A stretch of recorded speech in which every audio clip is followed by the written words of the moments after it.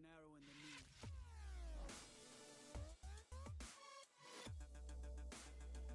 I took an arrow in the knee.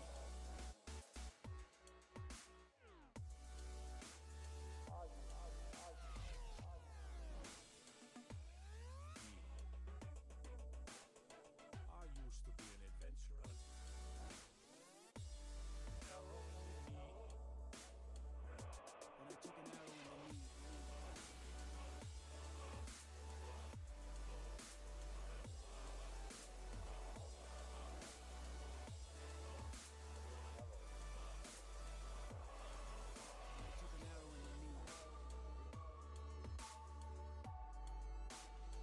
I used to be an adventurer like you.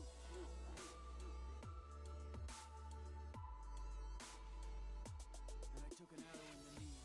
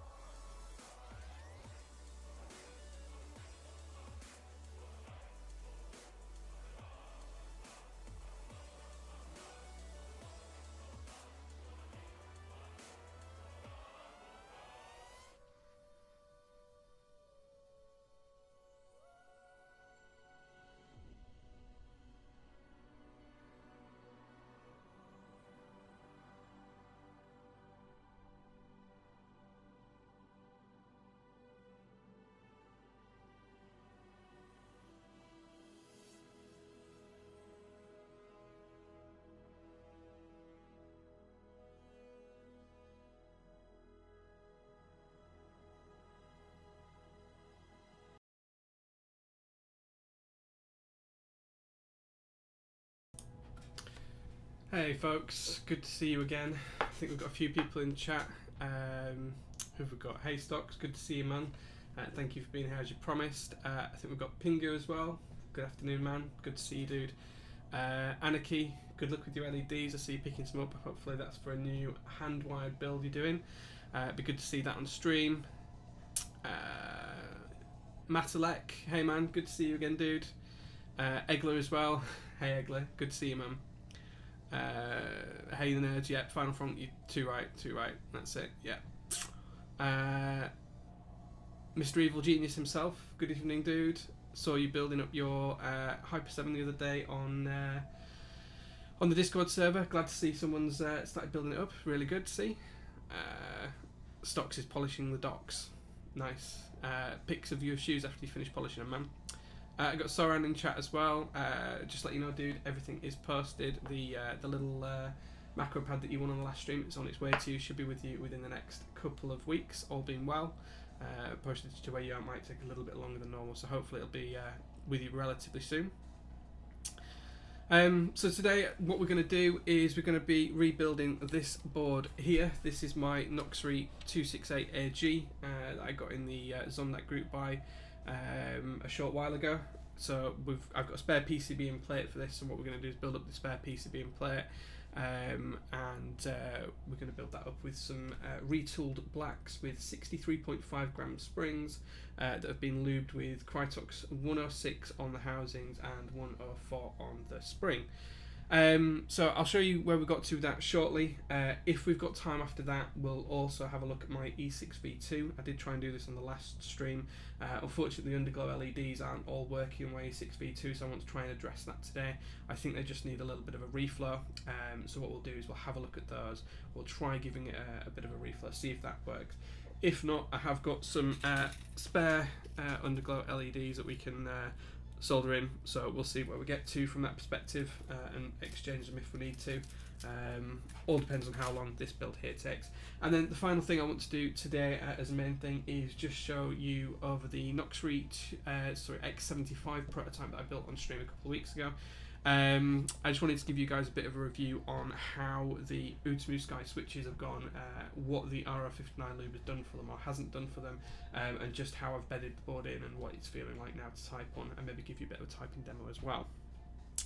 On top of that, there is a bit of news around the VEA build, which I see as my endgame build. It's on its way. Bits and pieces are coming. I've got some things to show you about that, some ideas as well in terms of how it's going to go. So I'll I'll catch you on that. We've got Storm in the Storm Alex in the chat as well. Hey man, good to see you, dude. West Foxtrot is coming up with the this stream is brought to you by Noxary. It's certainly not. The X75 prototype I bought off of Zonda a while back. This was actually a wedding gift from a good friend of mine called Dean. He's called Glue in the community. He lives in San Francisco, and he gifted me this as a wedding present. So absolutely not sponsored by Zonda whatsoever, just to make that fully clear, crystal clear.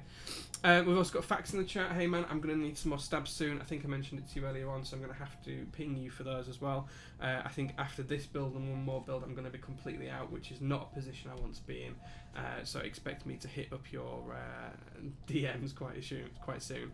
Max going crazy in the chat with the Noxary stuff. If you want to support us on that, you can do. No ideas either way. It's entirely up to you guys. Kyle's building his new desk. Enjoy, man. I hope that goes really, really well. Kyle's recently picked up a board off me, so I hope he's enjoying that. The stream seems quiet. I can turn up the volume a little bit. Hold on. Maybe moving the mic a little bit closer will help. The music in the background should be really quiet. It could be your volume settings, Pingu. Don't know. It should be okay. I don't want it to be too loud on people. This stream is brought to you by Silicone Multipurpose Grease. You can see that on the stream. Nice, nice. Grease for everything you need. Egler, visit Cable Car Designs. Yeah, absolutely. That's Max's website. He will be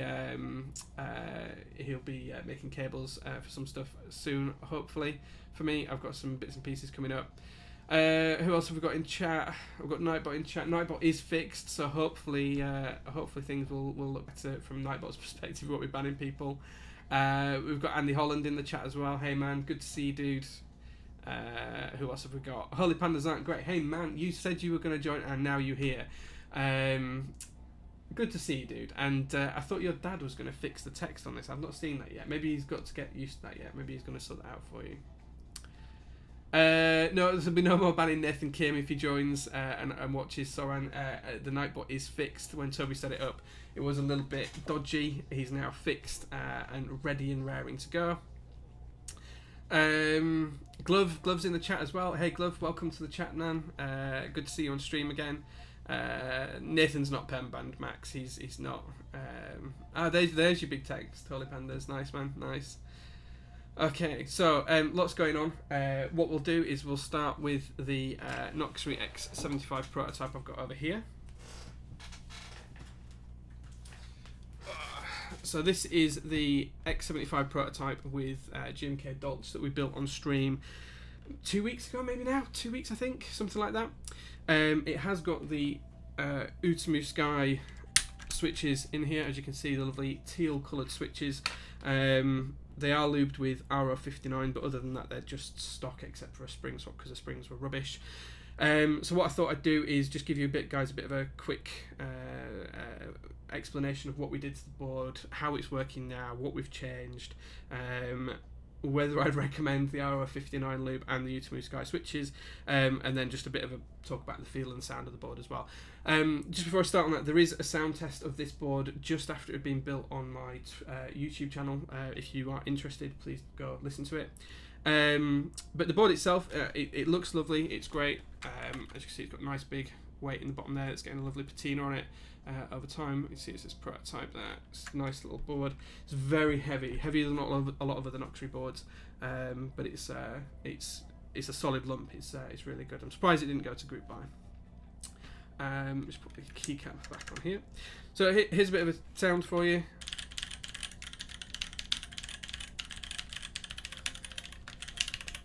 It sounds quite good. In terms of the feel, the switches aren't bad. The switches are really tactile. So I will give them that. They are really, really tactile. They're not quite as tactile as Holy Pandas, which I've got in my canoe, but they are more tactile than MX Clears, in my opinion, from just playing with them on this board. Where I think these switches are let down is in the sound profile that the tops give off. It lets off a really high pitched sound compared to a lot of other switches such as Pandas or even stock MX switches. If these were a bit deeper sounding, that would be better. Now I think that could be helped if I tried this again on the copper plate with the same switches but used instead of RI59 used Krytox 104 or 106, something like that, something a bit thicker, something you don't need to let dry. In terms of trying to get these smooth, RI59 hasn't done the job. Thank you, Commander, for following. Thank you very much, dude. Thank you. Yeah, so the RI59 hasn't really done a good job. It has had 2 or 3 coats on here. I think it needs more. I'm not sure I'd recommend that lube going forward. I think for me, it's going to stick. I'm going to stick with the 106 and the 104 Krytoxes. They are much better. Max is telling me to delete the GIF. What was wrong with the GIF, Max? What was wrong with the GIF? It was fine. I quite like that. It's nice. Sales of RO59 plummet. No, well, I'm not saying that. I'm not saying it's bad. I think it'd be perfectly fine for linear switches, but for tactiles, absolutely not. It's not the right lube. It doesn't do a good enough job. Feels great on springs, but not. It's not good for tactile switches. I do think that Krytox 104 and 106 are better for tactile switches, and that's what I would personally pick over on these switches going forward. I do want to try build with the clear tops rather than the teal sky tops. I think that might change the sound profile as well, so I'm interested to see how that goes. So we'll check that out as it happens. But that's the board. In terms of the board, as I say, it's really weighty. It does feel nice to type on. The sound is a little bit off for me. It's not really the plate or the inside of the board. You know, it's really solid. It is definitely the switches that are causing it to be a little bit light. But it's one of those things that we need to look for.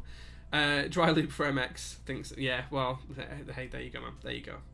But yeah, so that's the board. It is really nice. I will continue to use it. I have got the copper plates build up, which is coming along quite nicely.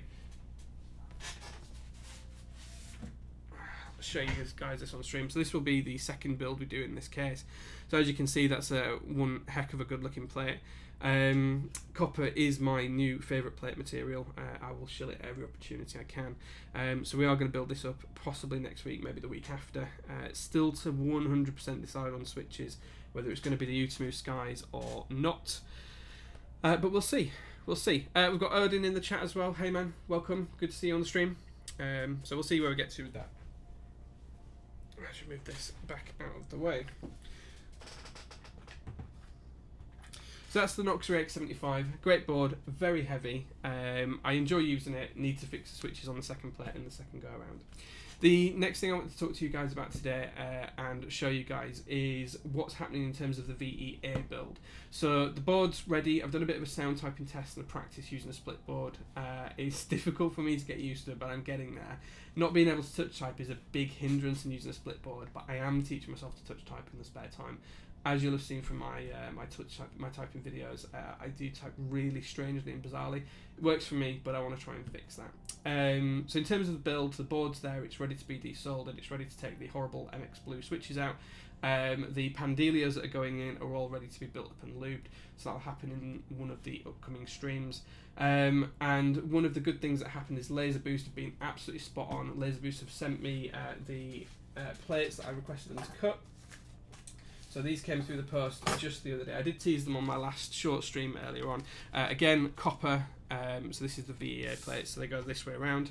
As you can see, they'll sit nicely together. Martin was a great help in putting these together for me. Yeah, it's really good. You know, absolutely fantastic job Martin's done. The plates look lovely. There was a problem. I did order these with Laser Boost, and they sent me loads of samples and all sorts of other stuff. But I ordered them before I'd got the board, and I did make a cock up on the layout. So right here on the space, we're going to have to change the plate and have this moved. It is in the wrong space. There should be another switch here, and that needs to move across just to this edge. Laser Boost is sending me a replacement side for this, but again, it's a lovely thick bit of metal, so I'll use it for something, even if it's just a switch tester or whatever else. But that should be here in the next week or so, and we'll go from there as well. So that's their copper shiny finish. As you can see, it looks stunning. I don't want to let it get out in the elements too much, so we're just going to keep it in here for now. And just as well, so they sent me some other examples of their stuff as well. So this is just some of their rough cut metal. So you can see that it's quite scratched. That's unfinished. It's just galvanized metal that they've had cut. But really good job on the cutting. Just a shame about the finish.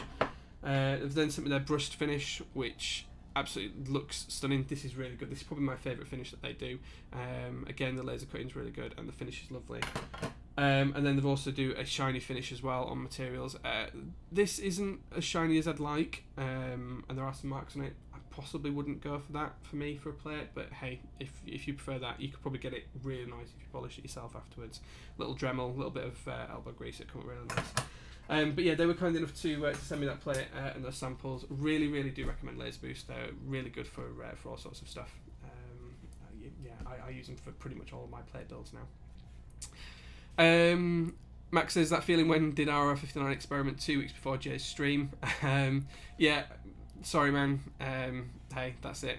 Stream's not brought by Laser Boost. They've just been good enough to help me out. Spanish copper, yeah, absolutely Spanish copper. It's the bee's knees, absolutely my favourite thing. Use code JShill for nothing, 9% off. Oh, I'm sorry Andy, if the mobile data is bad. I hope you can catch up later on. Am I coating my copper plates before building? No, I want them to patina over time. I don't want them to be shiny and buff and everything forever. I like metals when they patina and they get that burnished finish to them and stuff like that. So I will not be coating them. I will just leave them to go whatever they're going to do. Did they do both sides for the finish or just front? I'll show you. So this is the front and this is the back. Both sides are finished properly and proper shiny material. There you go. So they don't just do one side, they absolutely do a perfect job of the plates. They do both sides, and they do a really good job of it. I did tell you he likes them the opposite of how he likes his men. Fair enough, Max. Fair enough. That's probably not a bad shout. So yeah, so the Laser Boost are just really good guys. Just email them with what you need. They do all sorts of materials that aren't on the site. Yeah, they'll look after you if you ask them to do anything custom. So yeah, that's Laser Boost for you, and that's where we're at with the VEA. As I say, we will be building that in a couple of weeks' time. We need to put the switches together, lube them, wait for the next plate to come and desolder the old board, and then we'll go in and building that. And then I need to get some walnut, because we're going to do some walnut inlays on the tenting stand, and we're also going to do some walnut inlays to hide the underglow as well. I'm not personally a fan of that side of it, so we're going to have all around the outside of the VEA. That's all going to be nicely covered as well. And Max is looking at his options to do a nice SATA cable for me that will match Solarized Dark, which is the key set I'm going to use on the board. So hopefully he'll be able to come through on that. If not, Pexon's offered to fill your place, Max, so watch out. Yeah, beer, sorry. Yeah, I'm thirsty. Sunday afternoon, gotta have a beer. It's not Duff beer, no, it's just Budweiser, but hey, it does a job. Okay, so in terms of where we're at for tonight and what we've been doing today, I've been, yeah, he does SATA already. He's offered to help me out, Max, if you can't get your SATA cables working, but I'm sure you can. It's just all about timings and everything else, but consider that a nudge, mate. So in terms of the switches, we are using MX Retooled Black. So I have done the majority of these already. These have all been lubed this afternoon whilst I was watching the F1. They are retools with 63.5 gram sprit springs, 106 lube on the housings, and then 104 lube on the springs. They are really nice and quiet. So we'll see how they go in the board when we've got them in the board. I am an Englishman. The Budweiser was actually brought round by my girlfriend's family last week when they came around for a barbecue. It was just left, and it would be rude to throw it out, so I figured I'd just drink it. But yeah, it's just what was in the fridge at the time. It was like that of wine. Didn't think wine would go down too well for a build stream. So yes, I've done most of the switches already. There we are, I did those this afternoon. I've got a few switches left to do. Some that are already part lubed and some that need lubing, just so I can show you my lubing process again. A special single switch for the space bar. For the space bar, we're going to go with a 100 gram spring. So yeah, that's where we're at. So what we'll do here is I'll just show you my lubing method for the housings. Those of you that have seen this before, I apologise. My wife's family, yeah, my mother and father-in-law, and her 2 younger brothers, they brought the beers around. I think it was the younger brothers that bought it. They're in their early 20s. They like Budweiser. It must be a thing. But hey, it's better than having no beer. Let's just be honest about that. So this is my 106 Krytox lube, nice and thick lube that I'm going to use for the housings. This is my lubing brush. So I've got like a nice long fine tip on my brush, as you can see that. The switch mod station, that came from Mechbox. Actually, this came from Mechbox a while back, but it's actually the same as the ones that you can get on Taobao as well. Max, if you've got the link for those ones on Taobao, can you just bob it into the chat for me, please, man? It's really, really good. I use it as a bit of a switch tester as well, which is why you can see the stickers on the other side that have labelled switches in the past. But I use it for building as well. I would like a larger one, actually. Something I'm going to try and do is get a larger one. But anyway, 106, I take my brush, dip it into the 106, make sure it's nice, evenly covered, wiping off more than I'm going to use, making sure that it's nice and clear on the brush, and just so you can barely see it there on the brush, so there shouldn't be too much of a covering. We're going to do this spacebar switch first, so go into the switch, around the base, up one slider rail, and then do the other slider rail, making sure we get a nice even cut all across the base of the switch and up the slider rails as well, and it's as simple as that. And then what I do after that, take another little dip just on the tip, make sure the tip's in a point, into the stem insert in the middle of the switch, just roll that around on the inside, just make sure that gets nice and lubed, and that's one switch done. Just going to finish off these and I'll show you how I lube the springs, and we'll build the rest of the switches up. So again, just a small amount of lube on the brush, into the base of the switch, around the base, up one slider rail, back into the switch, up the second slider rail, make sure we get a nice even coverage, tiny little bit more lube, barely any so you can see it on the switch, that's how little you want, into the centre of the switch, into the stem holder, just roll it around the edge there. Thank you, Max, for posting that link. And the Mechbox one as well. Keep your tip well lubed, yeah.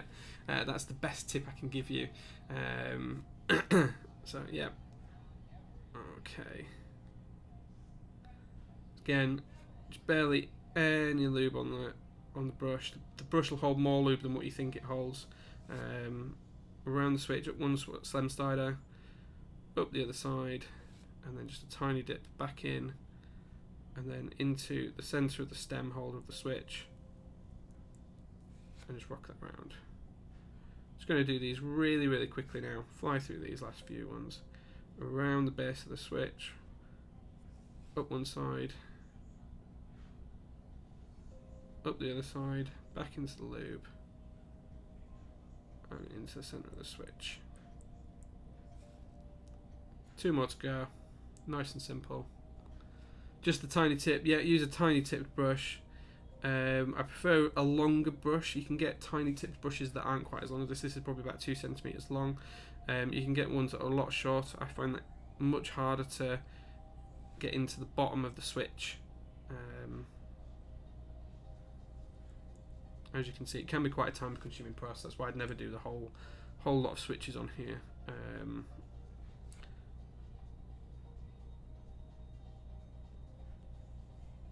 For you guys, I think that would be far too much for a stream. I think the stream would probably implode if I lubed 70 odd switches on stream. Everyone would be tired, asleep, and not wanting to watch. Okay, so there we go. So that's those lubed in terms of the housings. As I said, these have already been lubed, including the switches. So just put the 106 away for a minute. What we do then is move to the 104. This is actually from Sprit, but Jamos is selling it in the UK now if you want it. What's that you shilling, Max? I can't look at it. Just going to change my brush for another one that's the same. So this is the brush I use for my 104. Make sure you do use separate brushes. You don't want the same brush. My brushes are identical. I just keep them with the loops separate, so I know which one's which. Okay. So as I say, we're using Sprit 63.5 gram springs today for the main switches, and then 100 gram spring for the spacebar. So pop these in, and then I'll show you how I lube the springs. I don't like bag lubing. Bag lubing's not my thing. Mechanical, yeah, okay, Max. I'll take their word for that. So pop the springs in, nice and simple, steady away. And then, as I say, we'll do the spacebar separately. Okay, so dip into the 104. This is a lot runnier than the 106. You can really see that when you're using it. I'm not sure how well it'll show up on stream. But literally, again, just make sure you've got barely any in the brush. Just make sure the tip's wet effectively, and that's it. And then what we're going to do is roll around the edge of the spring, using the long-tipped brush all the way around the spring, and then come off.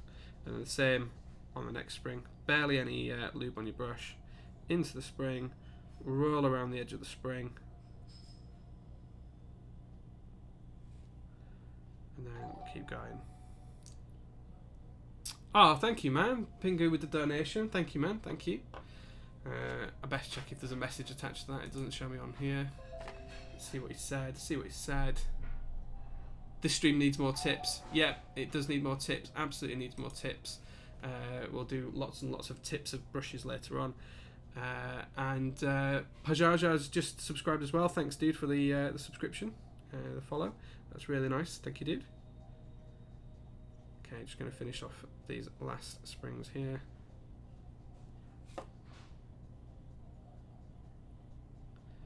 There we go. So that's those done. We'll do the space bar as well. As I said, it's going to be 100 gram spring. And just in terms of the tips and stuff, guys, thank you very much for sending those over. It's not an empty bottle. There you go. Look, it has got some in the bottom. You can see that there. Look, you can see that. The tips that we get and stuff like that, they all go back into feeding giveaways and stuff like that. Oh, hello. Oh, thank you. Thank you very much. My wife's just appeared and brought me up another beer and some what are these? Brownies. Chocolate brownies. So my missus literally just sent me up another beer and some chocolate brownies. Thank you.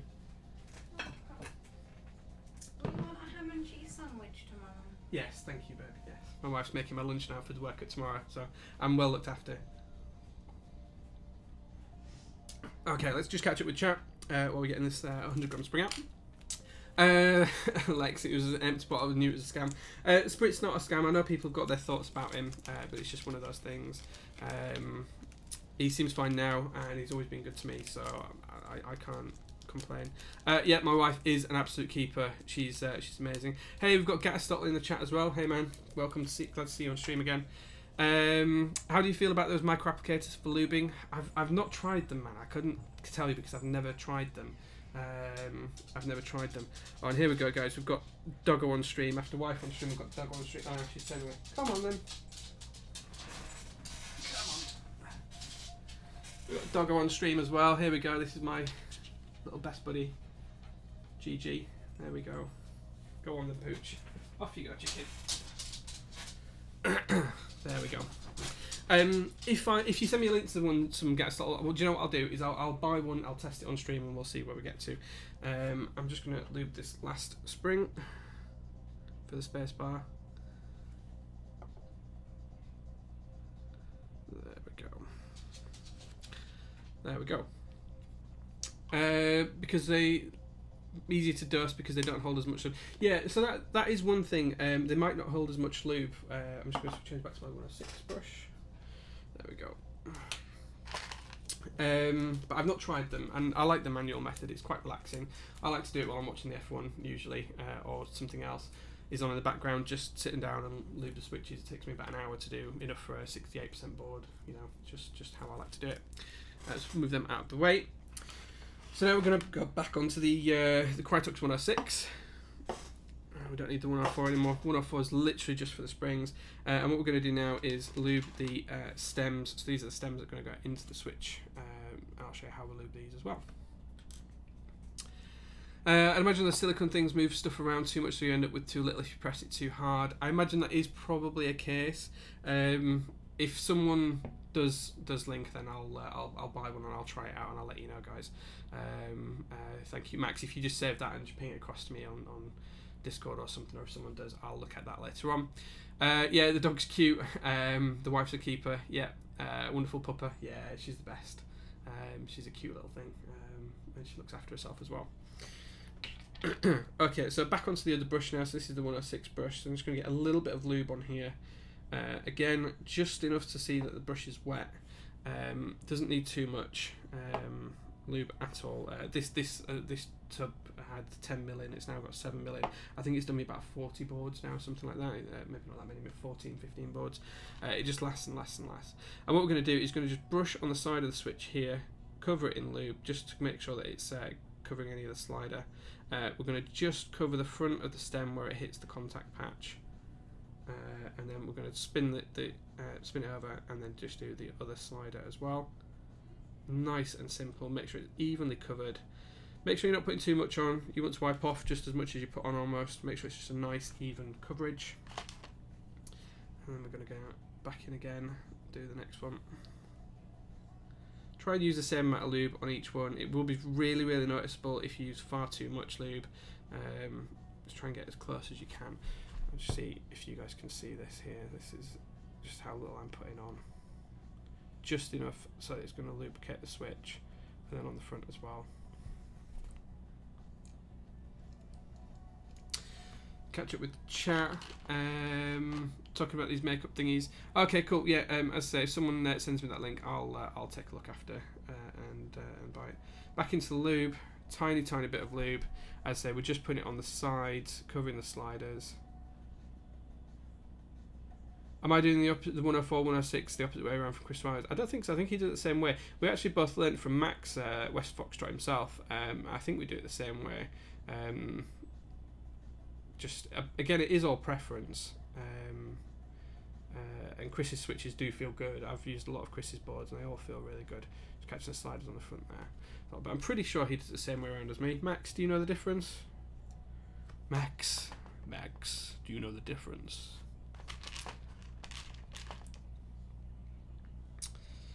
Okay, back into the lube. Just got a few more of these to do now. Ooh, far too much lube. Try not to waste it. Expensive stuff for what it is. Cover this side. As I say, if you do want 104 lube, James Jamos on the MK UK server is selling at a really cheap price. If you want 106, I think he's trying to get some. Other than that, the only other place I know that sells 106 of them is Sprit. I'm sure there are other retailers as well. In fact, I'll probably need some 106 before I need anything else actually. So I hope James gets it in stock.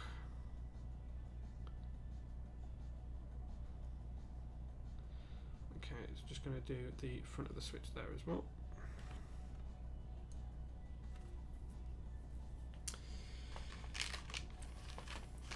Okay, I know a lot of people like to bag lube these. I speak a lot with Walker on the Top Clack Discord. He likes to do his bag lubes or his tub lubes as he does now. It's not my cup of tea personally. I think it just covers the whole switch, and you don't always get the tactile feel if you're using a tactile switch. Back if you do that. For linears it's probably okay, but again, I'm just a man of my methods. I'm stuck in my methods, so this is just the way around I do it.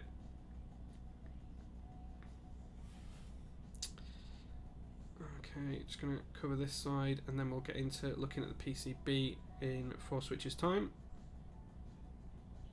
Again, just wipe off as much as you wipe on really. You just want a really thin layer of lube. Hey, we've got Huey in from Top Clack. Hey man, good to see you. Nice to see you in the stream. Nice to see you watching. It's always good to see. We're just lubing our Retooled Blacks at the moment, Huey.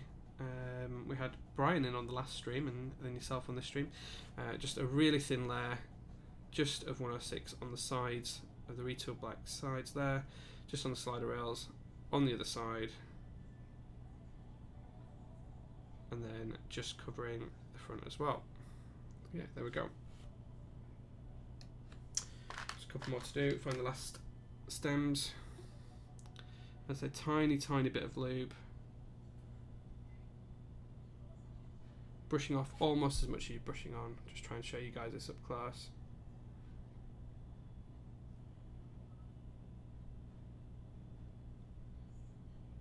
There we go. Did I break these in? To be honest, I don't think breaking switches in is a myth. I think it absolutely is a thing. I don't really use linears very often. As I said, the keyboard's already built here, and it's got 78 gram Xylence in there, which is what I use when I've got headphones on, because I hate the sound of them, but I like the feel of them. I just wanted to use my alternative PCB and Plate. I usually use a lot heavier springs for linears, because I'm not a linear fan. So I don't think breaking in switches is a massive deal for me. I think for some people who use only linears, it absolutely is.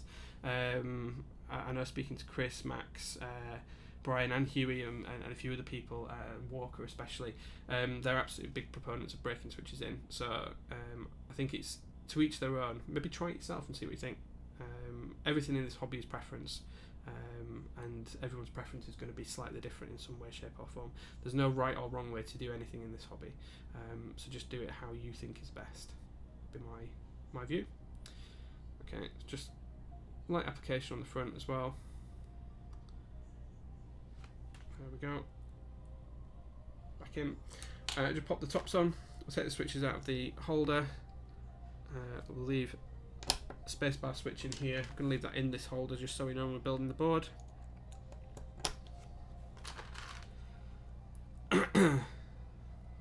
Breaking the switches and its ass. Yeah, see, I wouldn't want to put myself through using a poor switch just to be able to get a better switch at the end of it. I don't know if I could do that.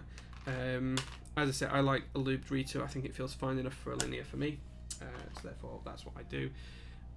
We've got Tobbles in chat as well. Hey man, this is my mod. Toby is also a streamer.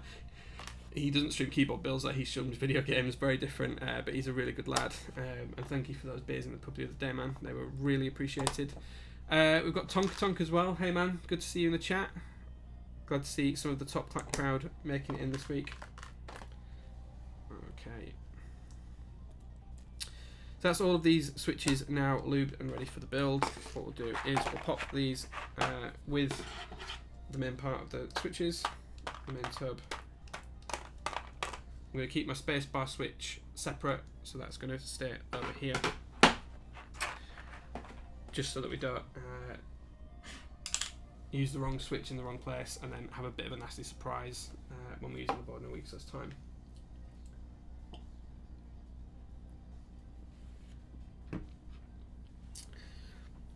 Right, okay, so moving on then, I'll show you what we're going to build in terms of the board today. So this is the original Noxary 268 PCB. I did test this earlier on today. It's fully working. It's all nicely running. Apparently it's passed QC at some point there as well. A little sticker saying it's passed. It's exactly the same PCB as what's in here already. It's also what I'm potentially going to be using for another little upcoming project of Teslatrons. I'm not sure if I'm giving away too much there. But yeah, it's a really nice PCB, so that's what we're going to build with today. The only thing is, I'm not a fan of a green PCB. I would much rather have a blue or other coloured one. But hey, you can't see what's inside the board, so that's fine. And then we're going to be using a nice brass plate for the build today. It is a universal plate because I do go ISO, as everyone knows. I'm an ISO fanatic. The plate hasn't been cleaned since I got it back in February time, so as you can see it's starting to tarnish a little bit. I'm completely happy with that. I want it to tarnish. Once I have built the board, what I'll do is I'll get a cotton wool tip in some isopropyl, and I will go around between all the switches and just clean it all up. There's probably not much point in me doing that beforehand because I'll just get fingerprints on it whilst I'm building it, but I do like to clean it up afterwards, but we'll cross that bridge when we come to it. So now we've got our PCB and our plate. Yeah, green PCBs are rough. Green PCBs are not my thing, Toby, as you say. They're absolutely better options out there. Look at Zeal's PCBs; they're absolutely fantastic. They've got the purples and the black and golds. I mean, that black and gold one in the Zephyr is amazing to look at. I know the one for the E6V2 as well is black and gold, and for me, so this is my E6V2 build that we're going to look at later on today. So you can see, you know, it's just a lovely looking PCB. Needs a bit of a clean, but it's a lovely looking PCB. And with that, I'm not quite sure why you'd go on the cheaper option for the sake of $1, $2 and get a green one when you can have something much nicer. When we did the Hyper 7 group buy not so long back, we went with blue PCBs for those. They look really, really nice. You know, hey, it's just something, small thing, but when we're spending this much money on PCBs, I think it's absolutely something that should be addressed. Hey, that's just my view. We've got Olivia in the chat, my other mod. Welcome, Olivia. Good to see you again. I'll toast your health. Okay, so first things first is we're going to put some stabs into the board. So these stabilizers come from Fax. They are GMK screw-in stabs. And we've got H and James as well, and Querdanker. Hey man. So Querdanker is actually one of the hosts for the International Kit, a new podcast. If you hold on, let's get that in chat. I think that's the command. No, Toby, you fix it. You know the commands. Olivia mods nearly every chat. Yeah. Is it the International Kit? I think maybe that's it. Oh, tin. Not int, no, well, whatever. Toby knows the things. Yeah, so guys, check out the International Kit. It's a great little podcast. I think they got a shout out on Top Climb the other night. They're really, really good. So yeah, definitely take a look at that. I was lucky enough to be the first guest on there. Huey, Olivia. I know Olivia might have been approached by the International Kit guys, I'm not sure, but Huey, if you ever fancy doing an interview with the International Kit guys, I'm sure they'd love to have you on. Just hit the space with my thumb already. Okay, there you go. That's the first time I've ever done. I don't know, but yeah, you know, it's a great experience going on their podcast. They're really lovely guys. Egler's in the chat as well. He's the other host. Definitely check them out. Definitely check the first episode with yours truly out. I had a blast doing it, and I'd love to go back on as well. So yeah, hopefully you guys will look at that and enjoy it. So this is some GMK screw-in stabs. These have come from Fax. Fax is the man in the know for any GMK or cherry stabs that you want, whether you want clip-in or plate mount or screw-in. Absolutely hit Fax up. He sorts me out with all of my stabs unless I'm using Zeal ones or the EPBT ones, but today we're going to use these. We'll just move the PCB out of the way actually. So what I'm going to talk to you is just how I clip and loop stabs myself. I know a couple of people on Top Clack were discussing this earlier on, so I'll just show you my method. I'll try and arrange these a little bit nice and neat there.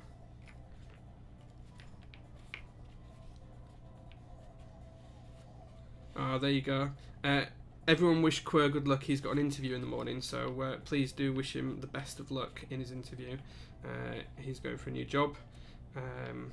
So I wish him all the best. Quer, I know you'll do amazingly well. You'll knock it out of the park, and they'll definitely want to hire you, man. I'm 100% convinced of that. So there we go. These are the stabs that we're going to use today. So in terms of the board, we're going to have one on backspace. You can see here that there's the board, so it's going to be replacing this. We're going to use one on the backspace, one on the ISO enter, and then the 6.25U spacebar. So we don't need this one. Take that away. Which gives me another spare for another build later on. In terms of clipping them, the stabs are made up of 3 parts. You've got the wire, which joins the 2 stabilizer parts together. You've got the housing, and then you've got the insert as well. Just on the insert, you'll see that there's 4 legs on the bottom. Let's try and get that clear on camera. You see 2 at the back. There we go. Is that going to focus in? There you go, you can see 4 there. What we're going to do is the 2 thinnest ones, we're going to clip those and take them off. So I've got some flush cutters here. What we're going to do is just take the thin legs off, make sure it's nice and flush on the bottom. I'm going to do that for there. I'm going to do that for there. And there, as you can see, that's now nice and flush on the bottom, nothing protruding, and it's nice and clipped. If it zooms in, there we go. Lovely. So we're going to do that, rinse and repeat that on the next 2. So as I say, the 2 thinnest legs, making sure we clip them nice and smoothly, making sure that the base is completely smooth, that there's nothing raised on the base there as well. Catch up with chat. Fugme, I'm missing both the DreamHack final and the J stream due to dinner and going to the petrol station. Oh, I'm sorry, Theodore, man. It's good to see you in chat though. Pipe Pack Fuel can wait. Yeah, this is more important, man. This is more important. Huey's on his way out for lunch. Hope you enjoyed that, man. Oh yeah, Pipe Parker's key bag group buy ends in an hour. I still haven't entered that, man. I'll have to ping you after this and sort something out. Because I want at least one. I want one of the double 60s, so I'll have to ping you. We've got James in the chat as well.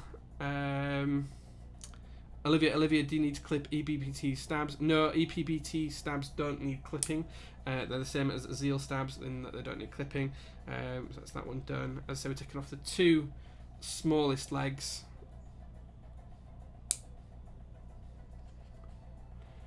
Just like so. If they're clones, Olivia, they're so good that next to each other I can't tell the difference. Genuinely can't tell the difference between the Zeal ones and the EPBT ones. On the housings, I don't think there is a difference at all. The stabilizer wires are different. I'll give them that, but the housings are absolutely identical. I think you could even go down to a minuscule level and still not be able to tell the difference. I genuinely couldn't tell the difference between the two, and if I put them in a box I wouldn't have a clue which was which. So I don't even know if they're clones. I don't even know if they're just made in the same factory, Olivia. Okay, so we'll just get rid of all these little bits. That's them nicely clipped. Just bring this to the edge, get these off.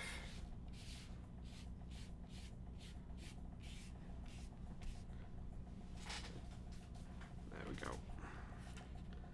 I'm going to have to turn my fan on in the office, guys. It's really warm today. I'll try and keep it low so it's not too loud. Okay, so that's the stabilizers clipped. What we're going to do now is put them together and then we're going to lube them. So in terms of the stabilizer itself, the little insert, if I turn this the right way, you should be able to see that it's got 2 holes on one side. If that's going to zoom in. Is it going to have it? There you go, 2 holes, there you go. The bottom hole is the one you're aiming for, and that becomes the front of the stabilizer. So you're going to push that into the stab housing, and the front of the housing is where the little wire clip goes, and you can see just on my fingertip. So you're going to push that in there, you're going to pull it through. You're going to take your wire, you're going to put that into the bottom hole of the insert, and you're going to push it until it clicks in, just like so. And then you're going to click it into the front of the stabilizer. And then that, as you'll see, rocks up and down nicely. We're just going to quickly do the other side. So front of the stabilizer is where the wire goes. 2 holes on the front of the insert. Put them both together. Push the wire into the bottom hole till it clicks. And then click it into the front of the housing as well. And there we go. That's one built. Quickly put these together. So 2 holes to the front.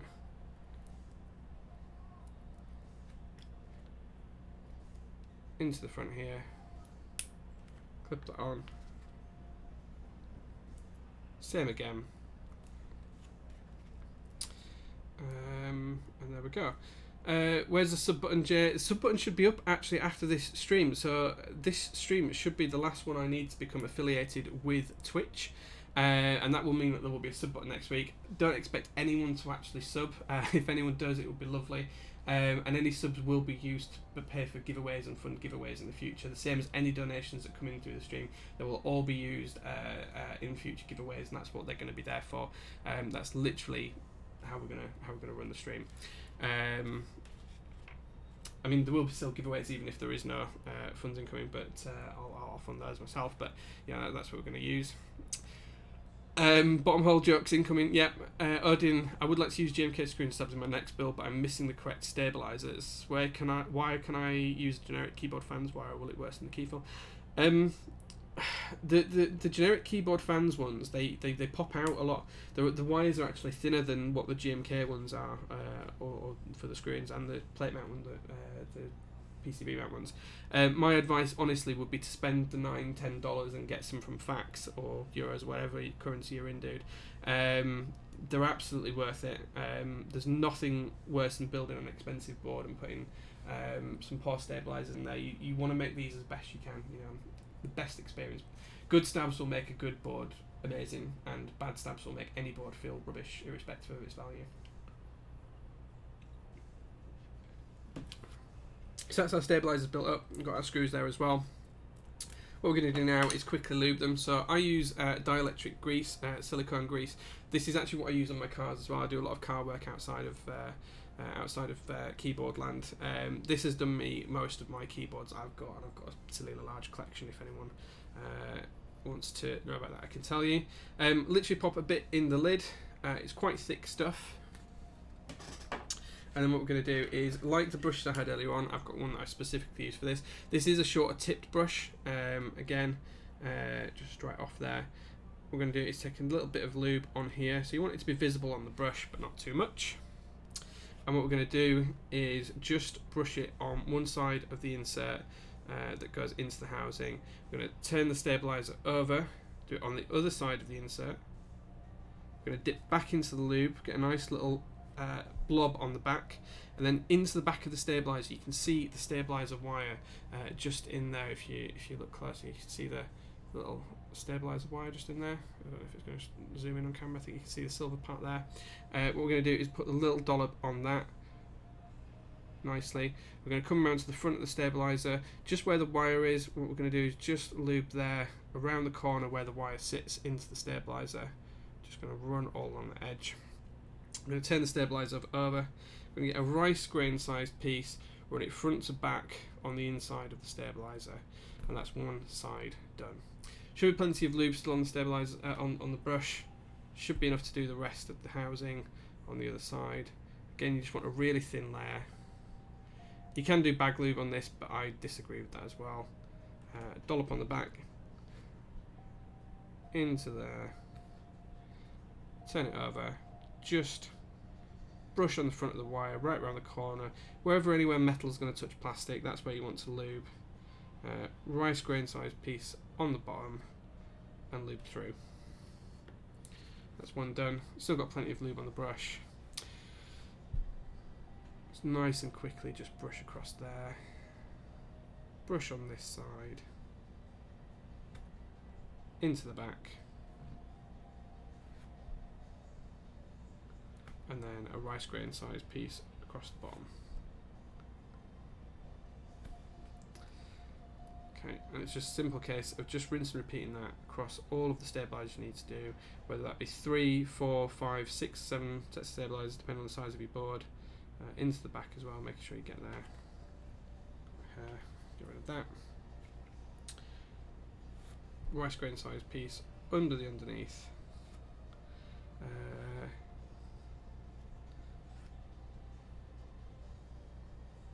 That's that one done. Move on to the last one.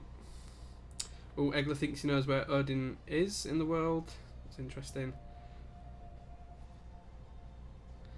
If you are in Germany or in Europe, fax is based in Europe. His shipping is really quick.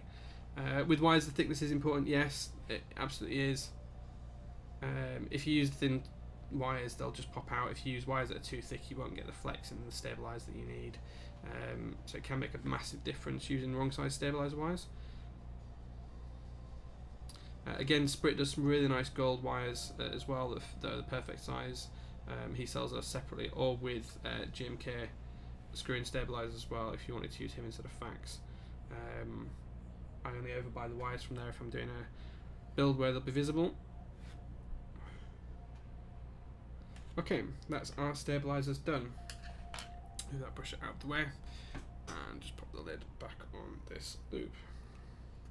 As I said, dielectric grease, perfect for this job. It does a really, really good job.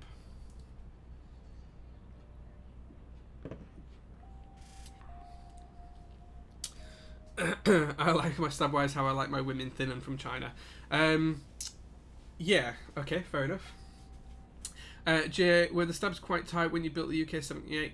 Yeah, I think I used screw-in stabs when I built your UK78 as well, so I think they are quite tight. Are you taking it apart? Is that what you're doing? I'm not sure. But yeah, they are quite tight when they go in. Sometimes on some boards, the plate layout can lead to them becoming dislodged, or if you remove caps, sometimes you can pull them too hard and it'll slip the wires out. So it may be just that they've moved from that if you're having problems with that, James. But we can fix it when we rebuild it with the high rust, which is in the near future. Okay, so from there, what we can do is we can go back to the PCB. So as we said before, we're going to use a set of stabilizers for the ISO enter, for the backspace, and for the spacebar. So in terms of for the backspace, you've got two connectors on the front, on the underside of the stabilizer. You've got a round part that's got a clip on that's just here at the front. I think you can just about see that. There you go, slipped in. And you've got the one at the back which becomes a screw hole as well. So what you want to do is look at the PCB. You've got a large hole and a small hole where your stabilizers go. The large hole is where the clip goes, and the small hole is where the screw hole goes. So you want to push them in. Nice and tight, so that goes that way around. and then on the underside we can then screw these in here.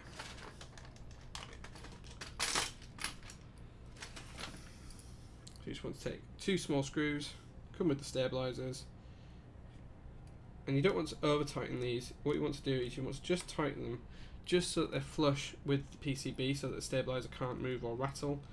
But you don't want to over tighten, you just want that flush there. I think you can see that like that. You don't want to over tighten it, because if you over tighten it, it will ruin the PCB if you're not careful, or it'll cut into some of the routings, the tracings on the PCB, so you just need to be careful with that. Maggie says hi.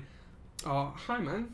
Hi Maggie, how you doing? Good to see you a couple of weeks ago at the meet. Hope to see you at the Scotland meet that's coming up as well.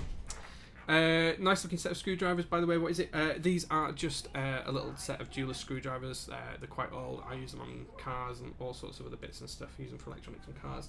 I think they're about 25 quid off of Amazon, but they're really, really good quality. So what's next? So we're going to move on to the ISO enter.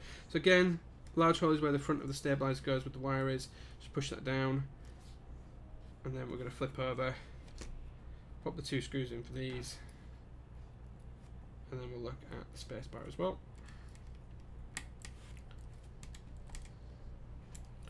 Again, not too tight. You only want to be just tight enough to nip it tight to the PCB. You don't want to go too tight that you're cutting into anything.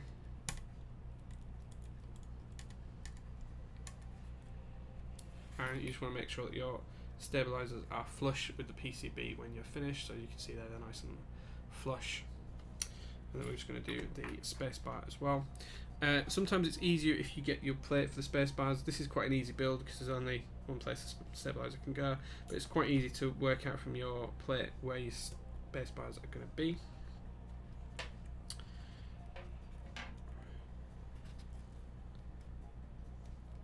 To make sure they're clipped in nicely.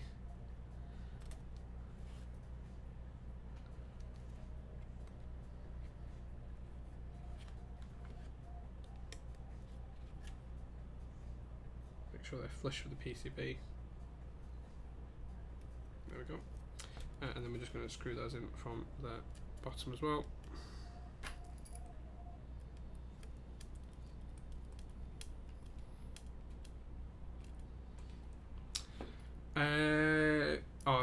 Go on, Querdanker. Yeah, good luck with the interview tomorrow, as we said. Tobbles, where is your large hole, Jay, in front of my stabilizer? It might be on Thursday, dude, when I'm back down in London. We'll have to see what we can sort out. We might have to go back to that little pub that we know as well, that we know and love. Okay, so that's our stabilizers done. They're all nice and in, they're flush, they're tidy, they're right where they need to be. We've got one spare stabilizer from the kit.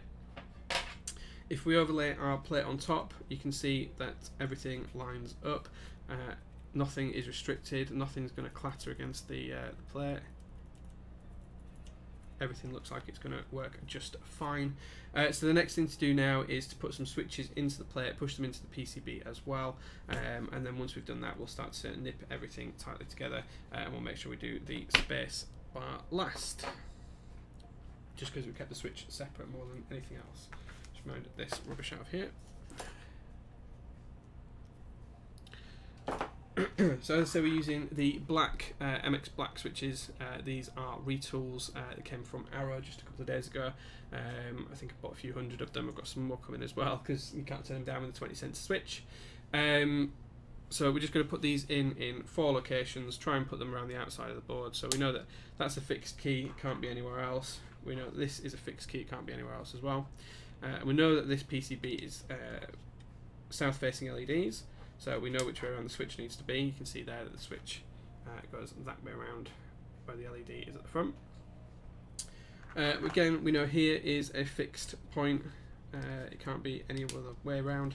That's where the switch has to go. And then we know here as well. Now we are going to do the layout the same as on this plate, as on this board that you can see here. Make sure you can see that, guys. So that's the same layout as what we're going to use on this board as well.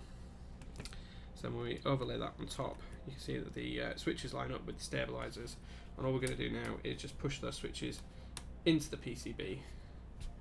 So you can just see there that we're just pushing that nice and neatly, clip it nice and neat, it's there.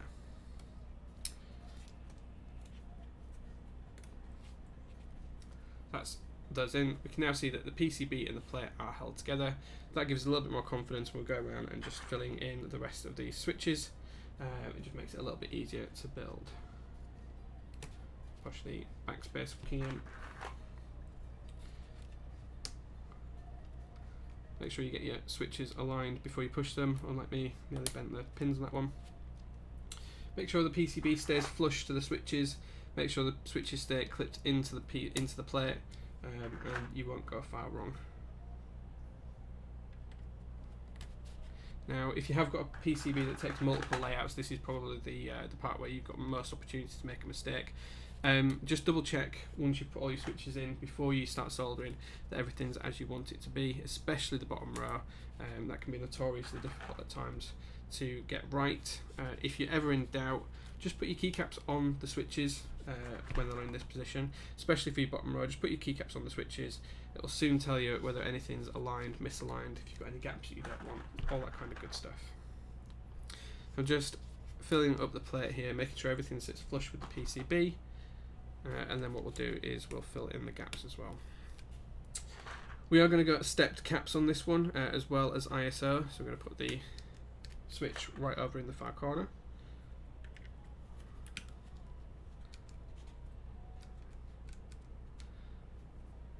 I'm sorry if the camera's refocusing all the time.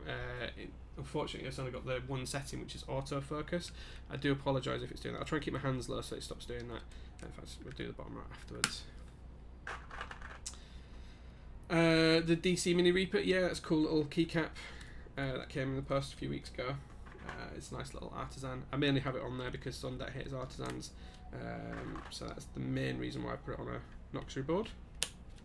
Just wind him up a little bit.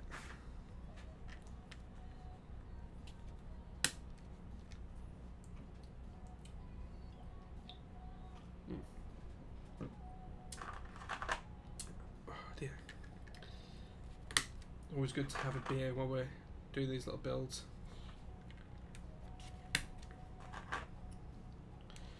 Okay, I'm just going to clip most of these switches in, focusing on the middle of the board, mainly because I just want it to be fully stable. Make sure you press everything through so it sits flush with the PCB. If you put anything in that doesn't feel quite right, just double check, take a look. It's always better to be safe than sorry with these things. Just always make sure you're checking. Jay, if it's refocusing more, then I'll give the lens a rub down real quick. Yeah, the lens seems fine. Let me see if I can make it better with the settings. Give me 1 second, guys. Give me 1 second. Let me have a look at the settings for this. See if I can make it a little bit better.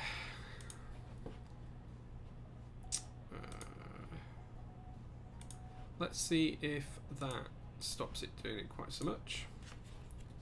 Tell me if that's still better or worse, guys.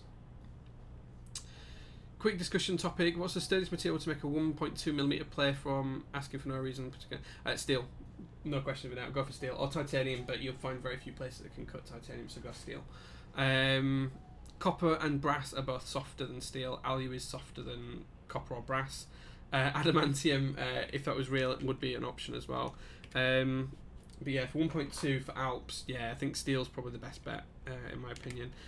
If you want to reduce ping, you can always paint it. That will take away ping in the metal as well by painting it. Yeah, but that's what I would be using. Copper's nice, but it's not sturdy. It's got a lot of flex in it, that thickness. So yeah, it's all preference at the end of the day. All preference. How's the camera doing, guys? Is the camera flexing as little, or is it flexing any less? Vibranium, yeah, vibranium's an option. Let's just go get Captain America's shield. We can use that, I'm sure. What I've done on the camera is I've just changed the draw distance a little bit.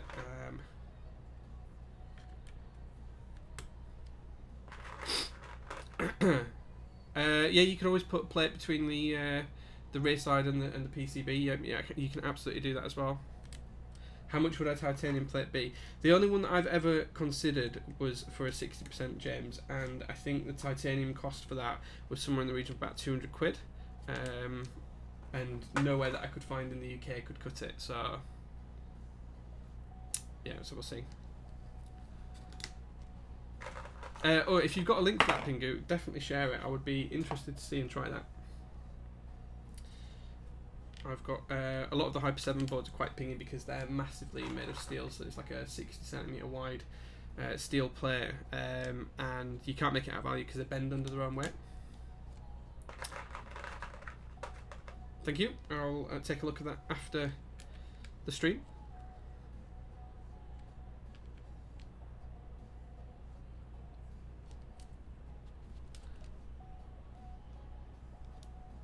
Where isn't this one's going? There we go. That's it. As I say, we're just building this up slowly, guys, and then we'll crack on with the soldering in just a few minutes' time.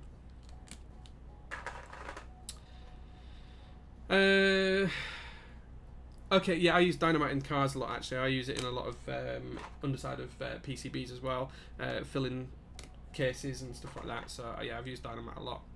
The ping isn't limited to tray mount, is it? No, you'll get ping on top mount, you'll get ping on anything. It's all to do with plate material and the size of the gap underneath between the PCB and the plate and underneath the PCB as well.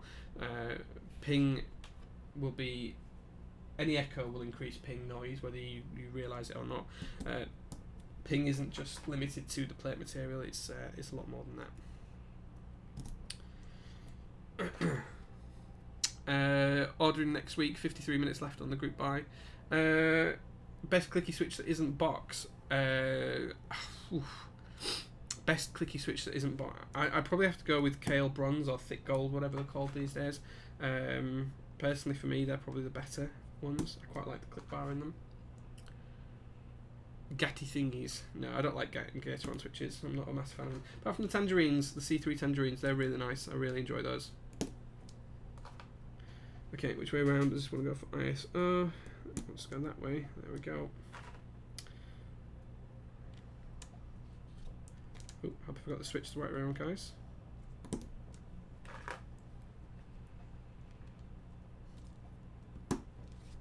As you can see, we're almost there now. So just here, in terms of this, we've only got one position that this switch can go in here. Well, it won't go in.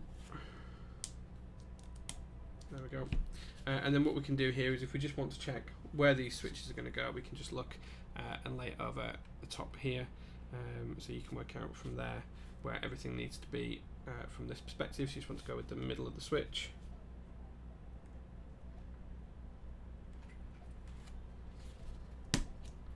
Nice and simple.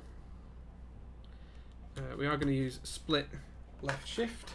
And we're going to split the left shift purely because we're using full ISO layout. Which means we know where this switch needs to be. It just wants to be in line with this one. Okay, almost there now, guys. And we know that that's 0.25 over. So it wants to sit there. And then we want to go here, which is only the layout offered on this board, and there we go. A couple of switches left over, and then we've got the spacebar switch. Don't forget, we did this earlier on. We put the 100 gram spacebar switch there previously. I'm just going to check on the other board where the switch goes. So as you can see, it goes to this side. So we're just going to pop that in just there as well. And that's it, that's the board ready to go. That's the board ready to now be soldered. All the switches are in. As you can see, the PCB is now completely flush with the switches. The plate is completely flush with the switches. We've got no bowing, nothing misaligned. All the pins are showing through. There's nothing that's not showing through from a pin perspective. You can see there, just looking down the board, everything's looking good. Let's catch up with chat, see what's going on with chat. Best clicky switch, we've done that. Alps, yeah, that's very true, Matt. Alps are a lot better than MX when it comes to clickies. Sometimes even with tactiles as well. I've got a load of brown Alps I'm going to use for some tactile stuff later on. Aristotle stems and Kale Pro housings. Never tried it. But yeah, okay. Aristotle stems in Outemu Sky housing was nice. I like the Sky housings, I guess. They're a little bit scratchy. I'm not a fan of Aristotle stems at all, so I probably will never try that. But if you like it, man, hey, that's all that matters. Okay, so where we're at now, guys, is everything's ready to solder. I'm going to plug my soldering iron in. I've got a cable just here for it. My little trusty TS100. And we've got our Kester solder as well. Make sure I've got the right end of this. Plenty ready. Move stuff out of the way. Okay, so what we're going to do now, guys, is just going to solder the four corners first, just to tie it down, and then we'll go from there. So as always, soldering about 340, 350 degrees. I'm just going to quickly solder this peg together, if it wants to solder for me. That's a nice clean.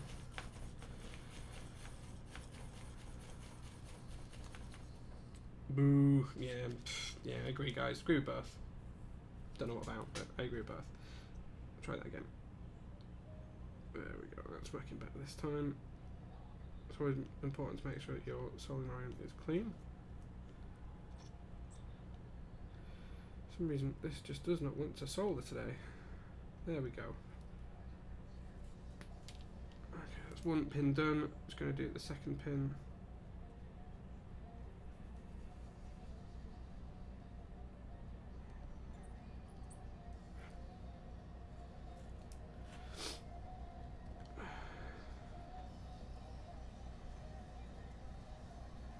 There we go. Move on to this bottom corner.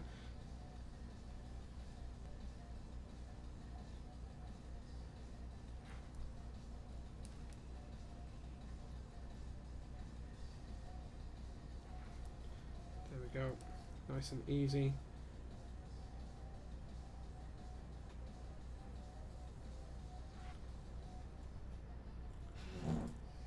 I am using really, really thin solder, guys, so it does take a while to get it to fill up these switches.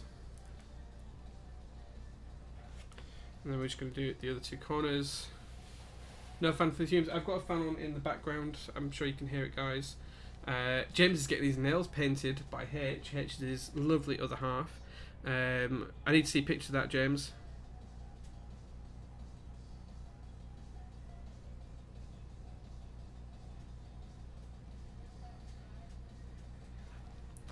One there done. But yeah, I'm not massively worried about the fumes. I don't solder often enough for it to be a massive health concern.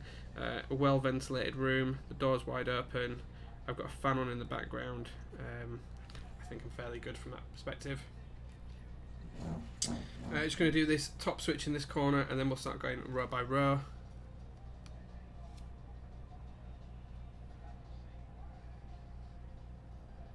I have to get my head in stream in a second because I can't see.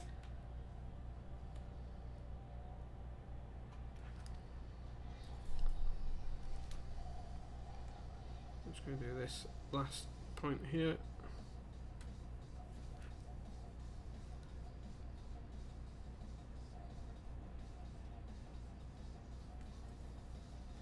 There we go. What colour is she painting your nails, James? Are they going to be black or something like that? Interesting to see. So there we go, that's the four corners soldered on this one. What we're going to do now is go row by row. I'm going to try and get a little bit close to this so I can see what I'm doing, and make sure I'm not touching other components. So I apologise if my head comes into stream.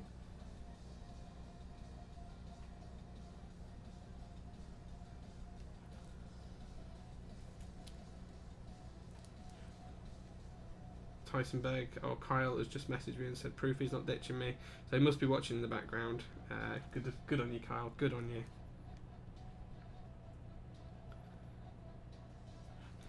Okay, start moving across the row now. Hot pink, oh okay. So you're going to have white nails. Okay, well I need to see that, James. I need to see picture evidence of what those look like when they're done. I'm sure H is doing a great job.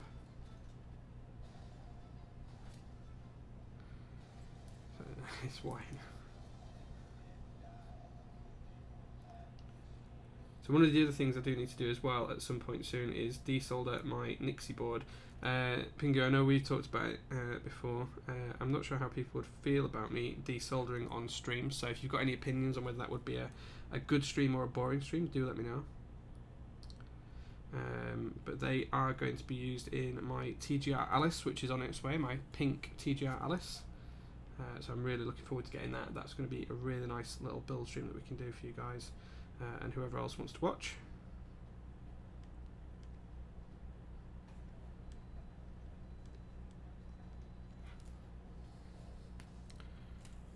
Yeah, Olivia wants pics of your nails as well. Olivia likes pictures of everything, I think. Also this week I should have my Royal 66 board arrive, which is one of the boards made by the company that are making the punchy switches. So that should be good. Olivia, I know you have one of those already as well, because you have everything. Yeah, exactly. I don't usually do desoldering on stream. I don't usually do lubing of all my switches on stream because I don't want to keep something too boring. I know the soldering's boring, but I try and carry this through by chatting a lot. But yeah, I don't know how desoldering would go on stream.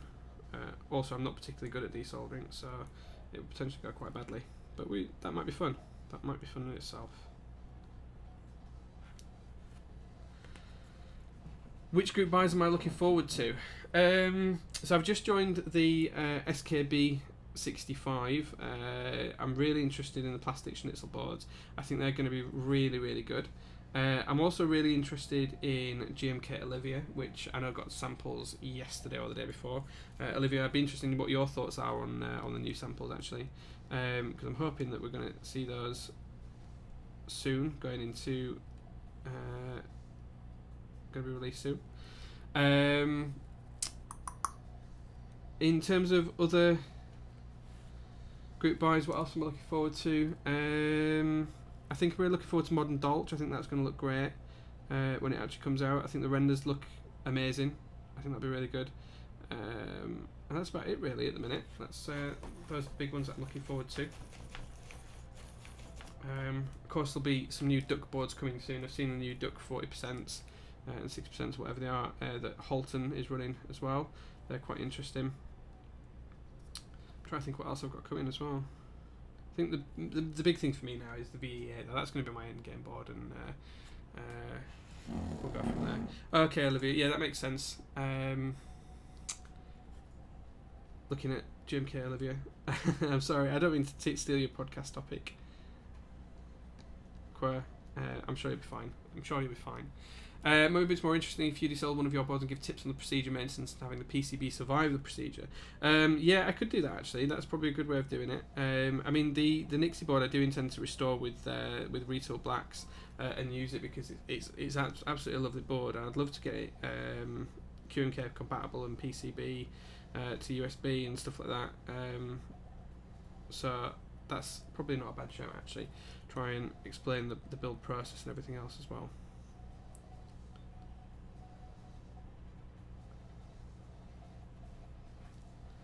There we go, we're getting a little bit closer on this one as well now.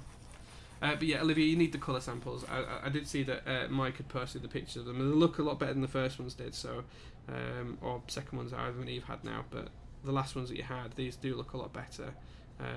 So I'm hoping that you're happy with them, because I want to see the set as soon as possible. Yeah, it does have a proprietary DIN connector, so it'll need converting. I don't know how to go about that as yet, but I'll work something out.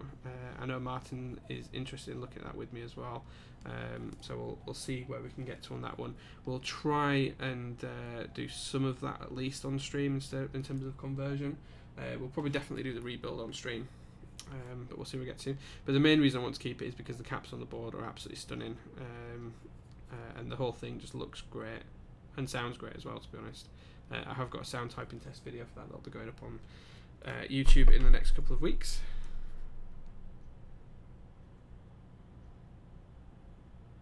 The other thing as well I'm thinking about doing is recording some stab guide videos, stab lubing videos, and switch lubing videos as well, getting them on YouTube as well, if anyone would be interested in that. Yeah, the old boards are really rugged and they do look great. The industrial look, the retro, they're just cool as hell. Absolutely cool as hell. Need to work out what I'm going to do with the spare switches though. We'll sort something out.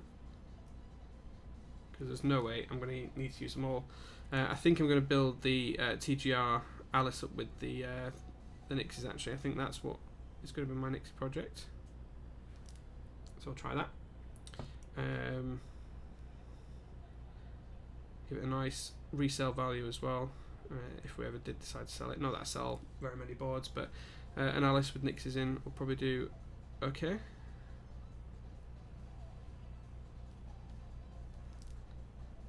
Okay, we're getting there on this row now. We're almost done.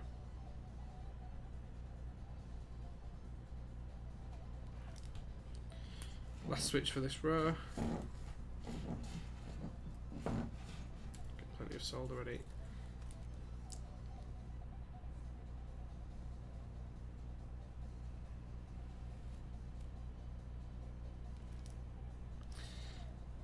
I have ordered some more solder that's a little bit thicker than this as well, so it should make it go a little bit easier.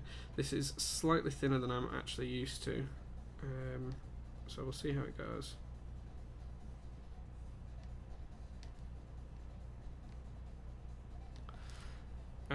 Podcast, you say? Yep, everyone should check the international kit out. It is really, really good, the international kit. I thoroughly enjoyed being their guest, getting to talk for an hour about all things Hyper 7, all things Group Buy. It was just really good fun, and I would absolutely love to do it again.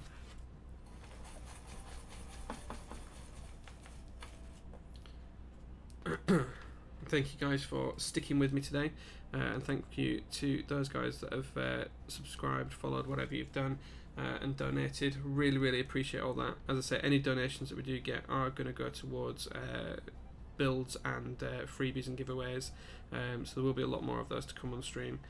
I'm not doing this for any profit or anything like that, just literally want to share with you guys how I do these builds, and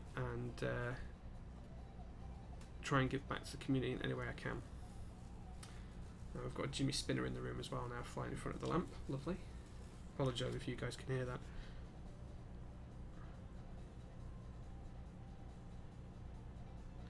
And as I say, after this stream today, we should become Twitch affiliated, which means that we can then start to do subscriptions and a number of other bits and pieces, so that should be interesting and good fun as well. Nail painting's not going well for James. That's okay. Soldering's going okay here on stream.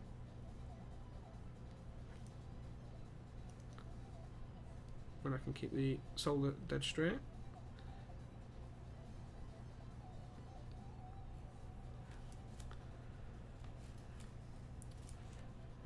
Just going to do this general ISO end to area, and then it's all taken care of and we don't need to worry about it after that.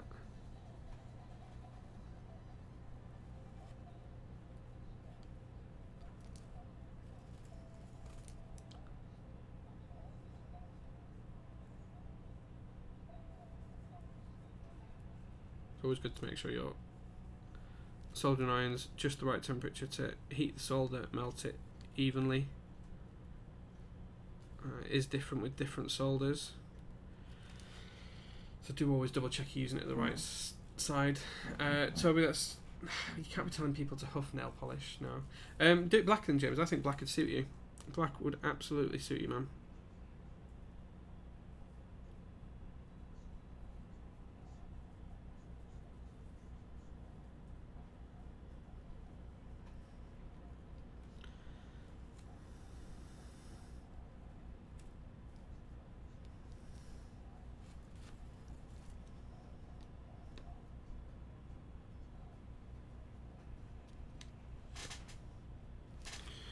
Okay, there we go. Okay, now we're going to move on to this row. Just get this clean. So I've been going for an hour and 25, guys. Sorry about this. It's taking me a lot longer than I thought. We'll try and speed up a little bit now. Let's see if we can get a good rhythm going here. Get through the next bit of soldering quite quickly. And then what we can do is you can switch over the PCB in the case, switch over the keycaps, and do a really quick sound test for you guys. And then, depending on the time, we'll take a look at the E6 as well, see if we want to reflow the LEDs on that, see if we can make those work. If they need changing, that'll probably hold over to the next stream. It's just a small keyboard fix, is that it shouldn't take too long at all. But rather than do everything on stream today, we'll move that across if we need to. I'd be also interested in your guys' thoughts on the 6V2 actually, what you guys think of it. I know a few people are trying to sell them at the minute at Max, and it doesn't seem to be selling. And I don't understand why, because it's a lovely board, it's a great condition, it looks stunning. So I don't know if the community's slightly against the E6 or what people's thoughts are on that. You gonna pop to the store for black nail polish? Nice, good dude, good man.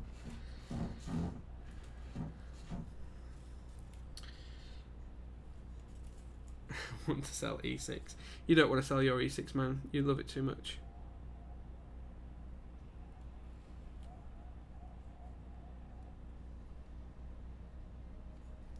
I love mine too much as well. I think my E6 is one of my favourite boards. It's tough to call that between the Canoe and the Polycarb Singer and a few of the other boards that we've got.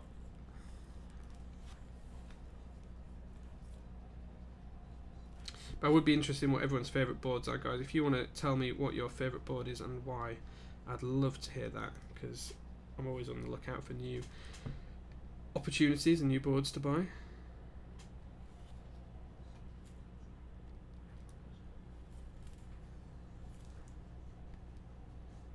Here we go.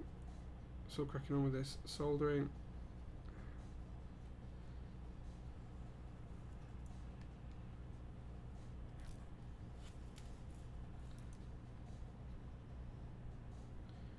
Definitely making better progress now. Oh, Jay, yeah, I'm here. What do you want, Jem? James, what can I do, fam?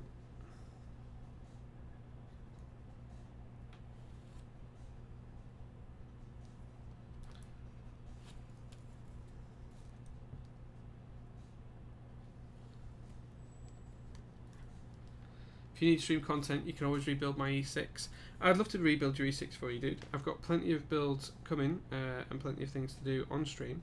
But I would absolutely love to rebuild that for you, man, if you want me to. What do you want it rebuilding with? You want to change the 106 and TLS to 104? Okay, so it needs stripping down. We could clean the switches on the ultrasonic and then rebuild it and relube it. That would be absolutely possible.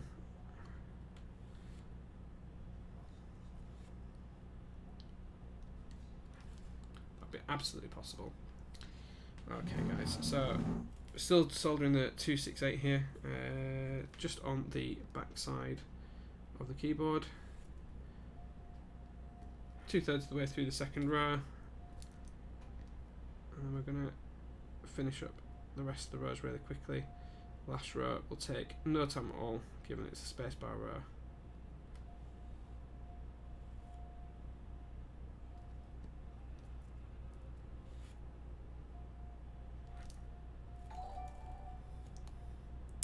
I've got GameCat now following. Thanks, man, for the follow.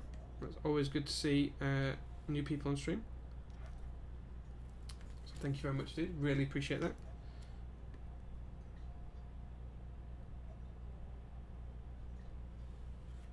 Here we go.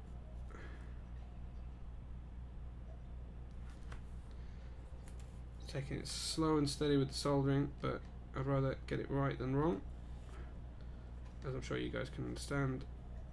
This is one of my favourite boards.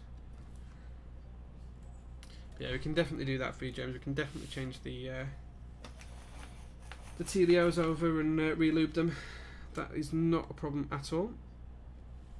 Should be a nice, quick little stream to do. It's only a small board after all.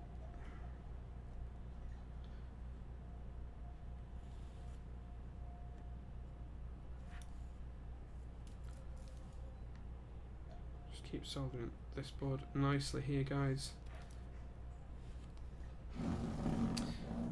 I'm hoping that the next giveaway might be an actual full board build that we can do on stream as well. That's where I want to get to. That's what I'm aiming for, guys. and obviously anyone who's watching stream at the time will be in with a chance of winning that giveaway. Hopefully in the next couple of weeks. What we'll try and do is we'll try and do that right before we do the VEA build. Actually, that'd be nice if we could do that. The stream before we do the VEA build. Or what we might do is build it one week and then give it away the next week. That could be really good and easy to do.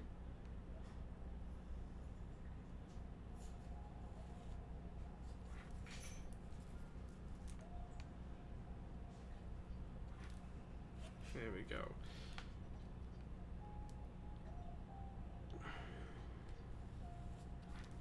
It's always best to take your time when soldering. The last thing you want to do is burn yourself, break the board or anything like that. Just keep it going nice and steady.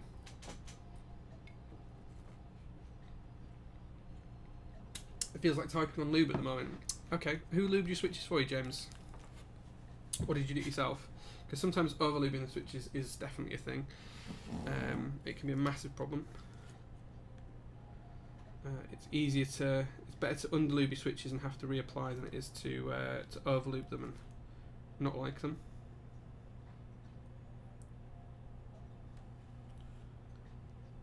Same as it's best to add too little solder to a switch and have to add a little bit more than have too much and flood the bottom of your board.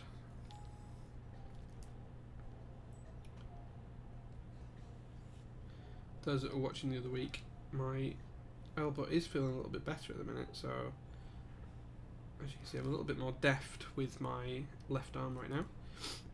I was struggling with it the other week significantly. It's not too bad today, but it is definitely going to need looking at in the near future.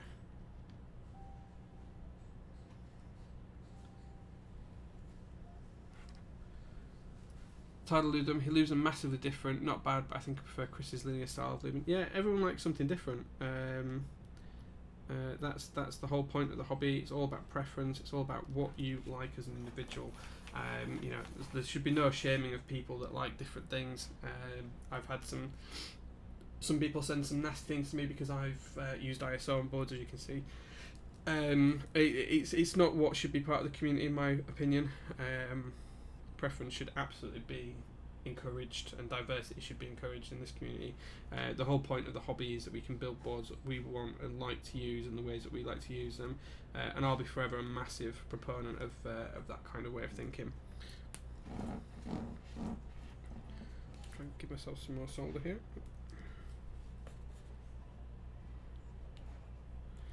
Okay, that's snapped off. Let's just use this bit and we'll get some more.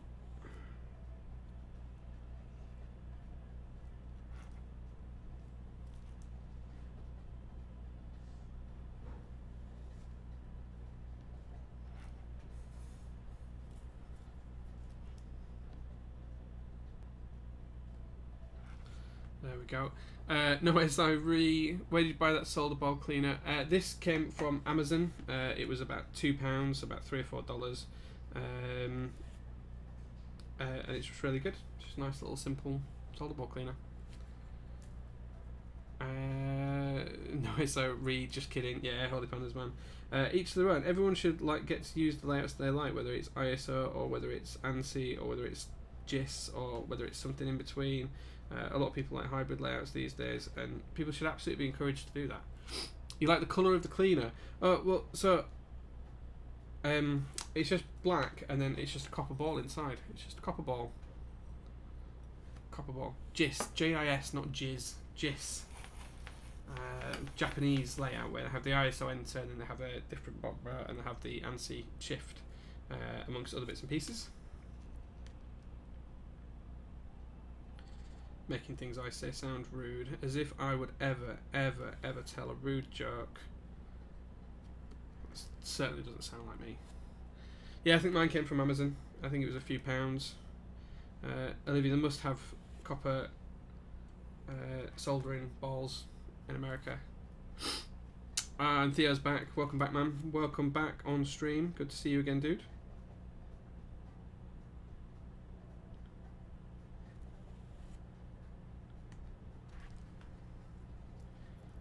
Making some good progress here. So interestingly, my Noxary 268 is one of the few that hasn't seemed to have had any problems with regards to the screw holes or anything like that. But that being said, I haven't taken it apart since I first built it. Bless me. So it'll be interesting to see if we suffer the problem that some other users have had with the Noxary 268 when I do take it apart shortly. That'll be a live exclusive on stream if there is any issues. Not that I'm expecting it to be, but you never know. You never know.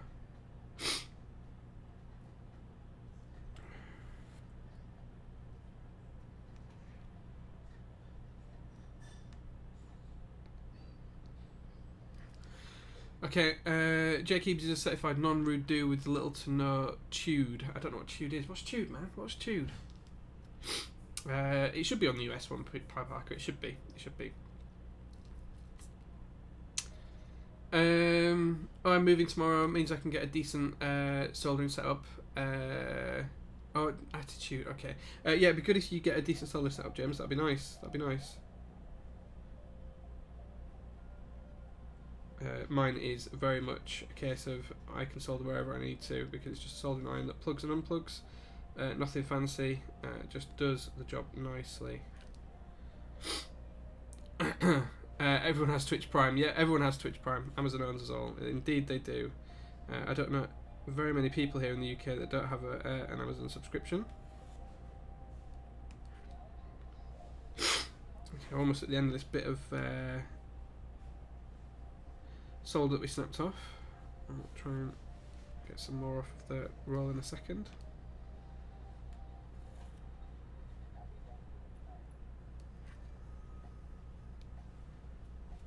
Just enough to do this last.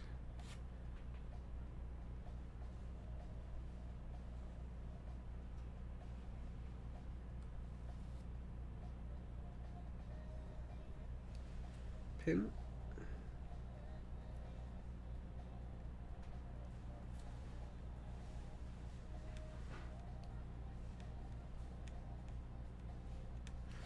Okay, there we go. Excuse me. Okay, let's catch up with the chat a little bit.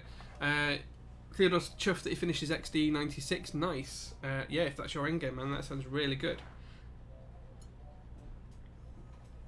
Definitely share some pictures of that, man. Definitely share some pictures of that, because I would love to see it.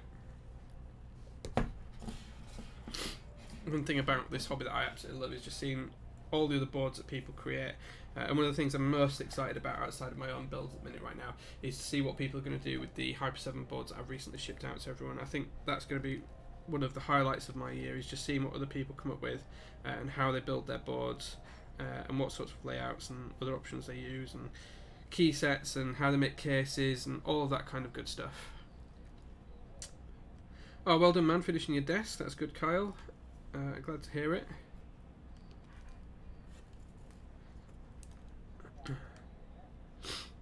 The cold I was afflicted with last week is just shaking itself off at the minute, guys, so I do apologise. I'm a bit sniffly on stream. Hopefully I'll be fully better in the next couple of days.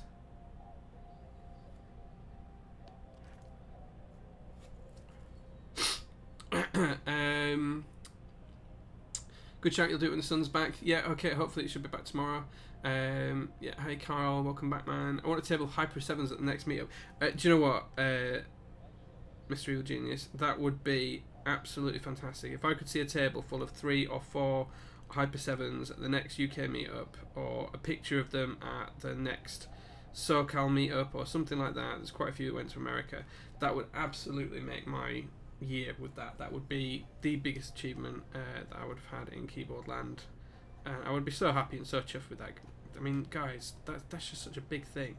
To see something that you've created and worked on. 3 Hyper 7s on a table, yeah. That would be a bit much. It just would be absolutely my best thing to see. It'll happen naturally, even if it's not organised. Maybe it will. It'd be lovely to see. I like it when people do some creative stuff and not just spend too much money.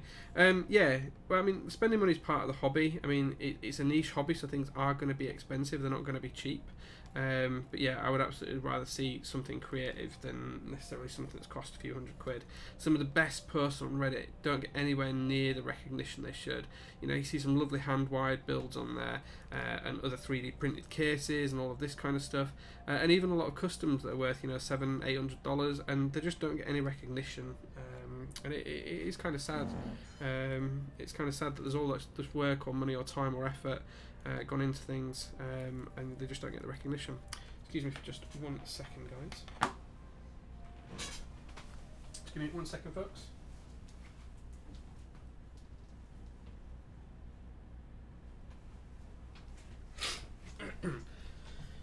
Apologies, I am back. Do apologise about that. Do apologise. Yeah, it'd have to be a hefty big table, so I imagine maybe the size of a football pitch, something like that. I bought a table on Craigslist last long, 5 Hyper 7s long, only paid £20 for it, what steel. Nice, nice, yeah. My Hyper 7 is currently in parts being rebuilt at the moment. Hopefully the case should be done in the next couple of weeks. And when it is, I can get it back on stream. The actual board's built and soldered. I know I did a typing demo of it a month or so ago. Speaking of which, BitShifter, Mr. Evil Genius, BitShifter is in the process of finishing off the key map. I should be able to get that PR'd into QMK within the next few days, hopefully by the weekend at the latest, and then everyone will be able to download and flash that. Hyper 7 should be a unit of measurement. Yeah, but then you'd only need one.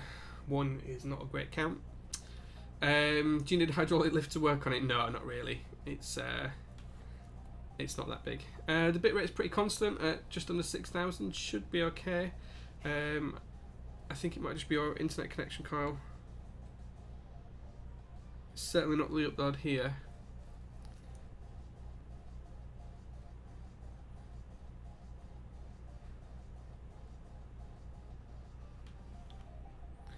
Okay, try and concentrate on this for a minute. Try and get a little bit better at soldering this in.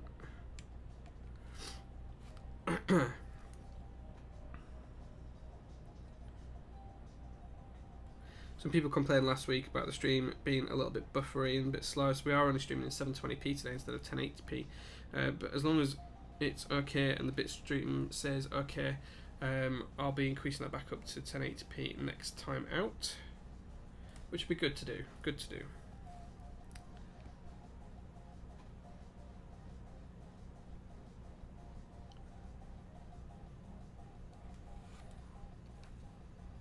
Here we go, we're almost finished now, guys. One more row to go, and then the bottom row, which won't take very long at all. Let's give this a clean again, actually.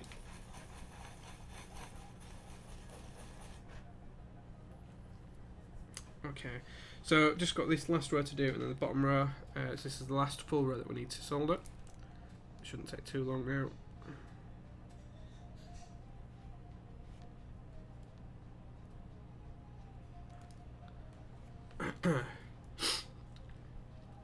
Should come down to just Lincolnshire. Must get bad when it goes north. Spent all my money on keyboards instead of fibre. Yeah, we've got a fibre connection here. It's relatively stable. I'm not that far away from you. Just in West Yorkshire. Struggling to solder this pin. It's not wanting to solder at all. There we go.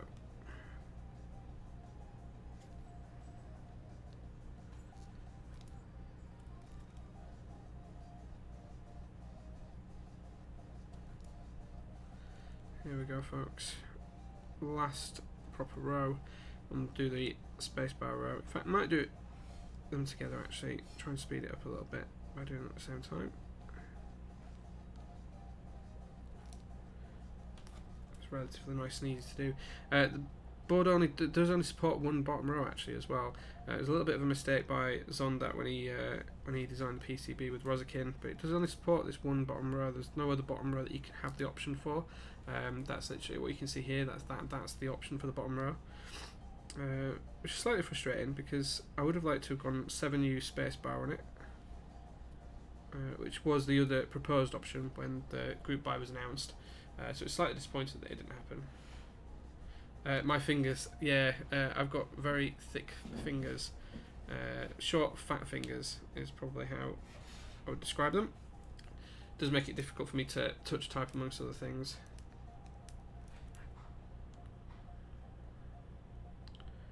But my wife does like them, so that's makes it all alright.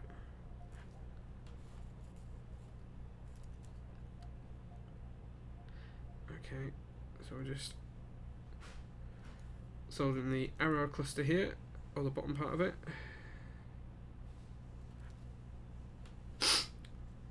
Old men being rude. I'm not old. I think you're older than me, aren't you, Pi Parker? A little bit, I think. I think you're a couple of years older than me. 7U is literally the only size you should use. Well, if the board doesn't support it, man, what are you supposed to do? What are you going to do if the board doesn't support it? Check it out, maybe, I guess.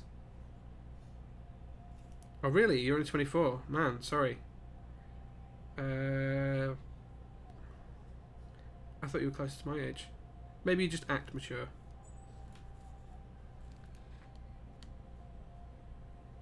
Apologies for my heads in stream here. It's not good. We're good. You 7U laser space bar to surf. Nah. You know I'm only messing with you, Pi Parker. I knew you were younger. I knew you were a lot younger. 6U or death. 6U is difficult on a lot of boards. You can't do it. What's my age? I'm 33. 33 years old. 34 next March. So plenty of time until I get the next milestone.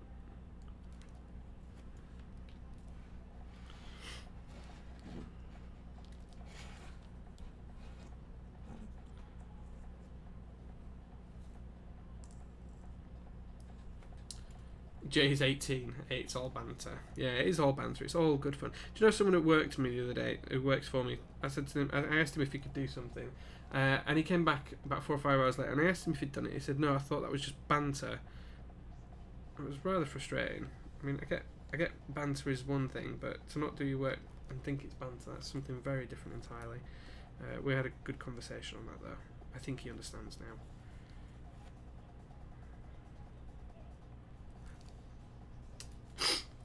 Jay's only 14. I just stole all of Andy's puberty. Maybe that's it, yeah. 7U is only U feels good, man. 7U without arrow keys is perfect, and 6.25 with arrow keys is nice as well. Yeah, for a 65% layer, I would have liked to have gone 7U and then had shrunk some of these keys down to 1U size. That's what I would have liked to have done. But hey. The board looks lovely when it's all laid out, so I can't complain.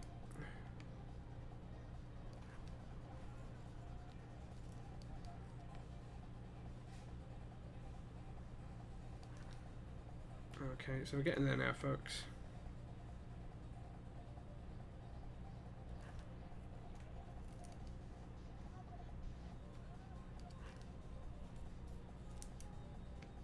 Just trying to muck away on this series of switches.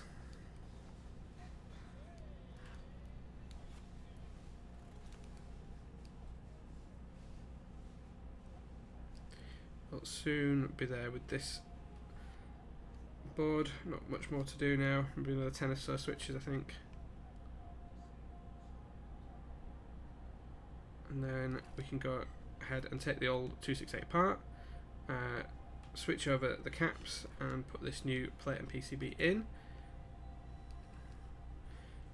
and then we can give it a sound test and see what it sounds like, and then we'll see what time it is as to whether we're going to finish the stream or whether we're going to carry on a little bit. Okay, let's get rid of that. What a ridiculous concept. You pay people and you expect them to do what you say. How rude. Exactly, you know, man. Exactly. It's essential for me. You can't ship post on Discord without it.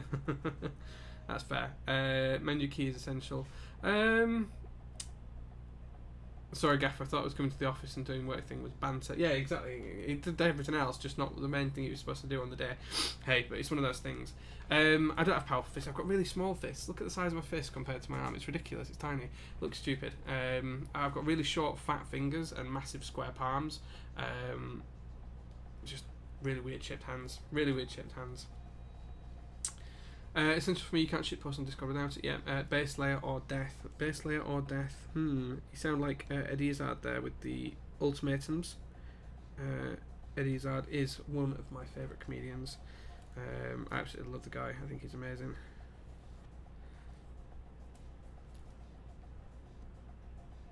Okay, we're getting there now, folks. We're getting there now. Do you know what? I'm just going to finish off this bottom row and then come back to the top row. Just holding the space bar in now.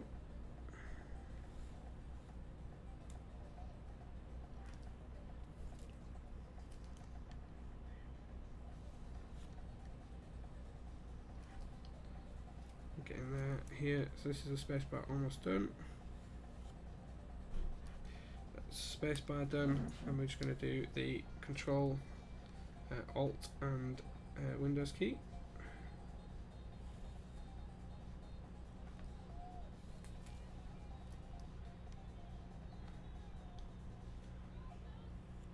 And the other thing we need to do, James, as well, is play some more Fortnite at some point soon, because I really enjoyed the few games we played the other night.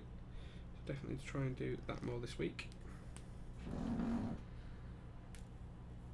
Eddie Izzard is a comedian, who knew? I'd ask you to dance for Jay, but seeing the time is an opportunity. I don't really want to dance with the soldering iron, Chris, but I'll try and do a little bit of a shimmy just for you.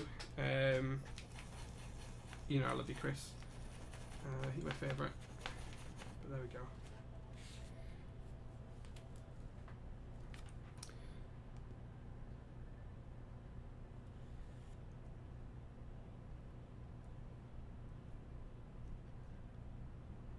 Try and finish off this bottom row. Come back and do the last few switches on the middle row, on the Z row, and then we'll go from there.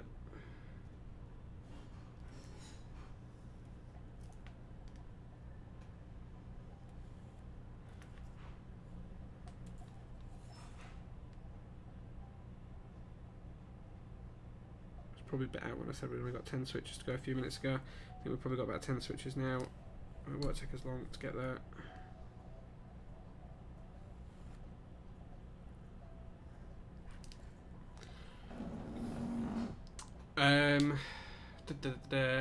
Eddie Izzard is a comedian. Yeah. Banned, no erotic content. Was there erotic content? I don't know. I missed it. You've also been playing Scum recently. I've not tried that. Not tried that. Too much shimming for a safe work stream. Good enough. That's banked for tomorrow. Good, Chris. Glad you can watch that. Drop the soldering iron in your lap. That'll make you dance. I'd rather not do that. Yes, I've burnt myself, but never on a soldering iron. But there's a first time for everything. So now I've said that if I burn myself today, I am going to totally blame you, Theo. In fact, that's getting rather dirty. Let's give that a quick clean and take a swig of beer as well.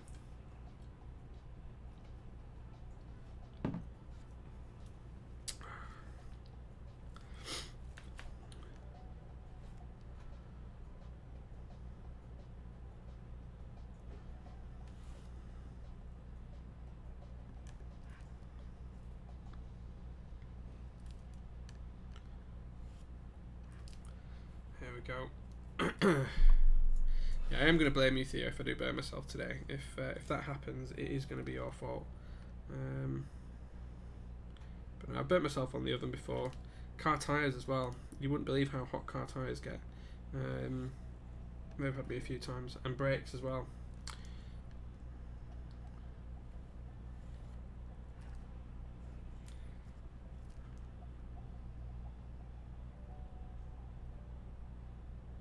Okay, getting there now. Just the rest of this row to do, and then we'll flip her over. We'll change the caps over. We'll take the old one apart, and then we'll go from there. Stop doing handbrake turns in the Tesco's car park. I've never done handbrake turns in a Tesco's car park. I have done handbrake turns in a bike shop car park, but never in a Tesco's car park. Tesco's always have those little speed bumps in the way, and just to stop you doing that is kind of silly, but they do.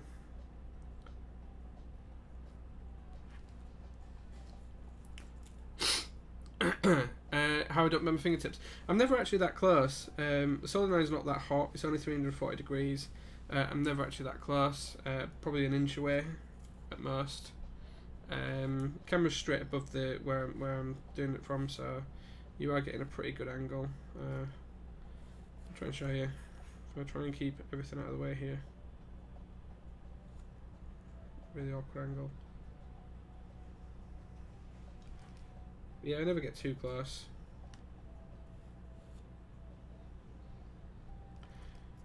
I think if I ever burn myself with a soldering iron, I'll be trying to test whether it's on or not, and I'll just touch the tip. That'll be when I burn myself with it rather than actually soldering.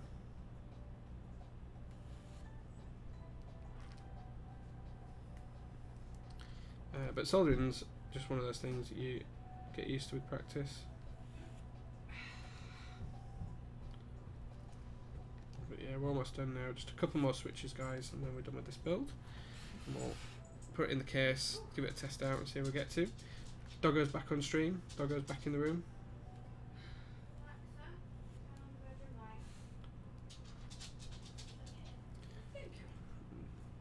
Getting there now, guys. I'm sure you can hear her trotting around in the background. Just a tip though, yeah, always a tip. I got a heated desolder, and that does not like heating up in the. Yeah, it takes forever to get hot. Yeah, when I'm desoldering, I use the same thing. I leave it for 5 or 6 minutes just to get hot on its own.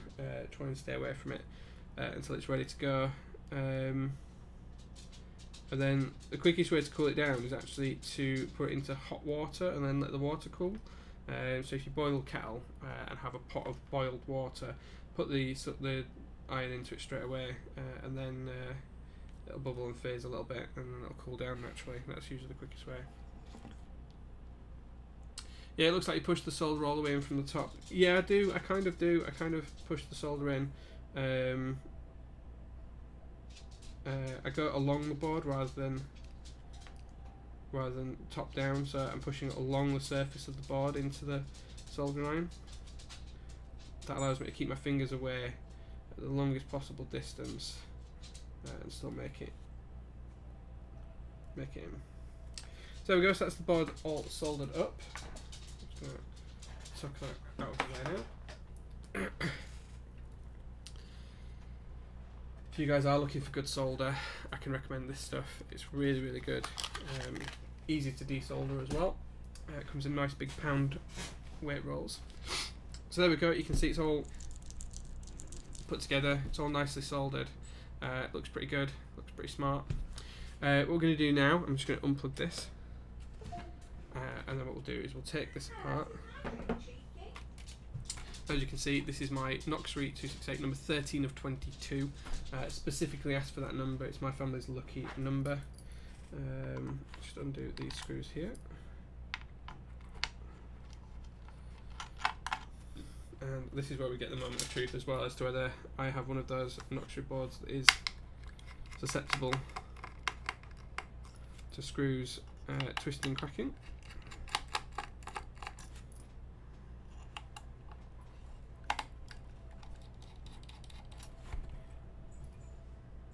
Hopefully I've got the screw properly. Got a bunch of stuff in a bag from a Candy Keys group buy. Oh, nice.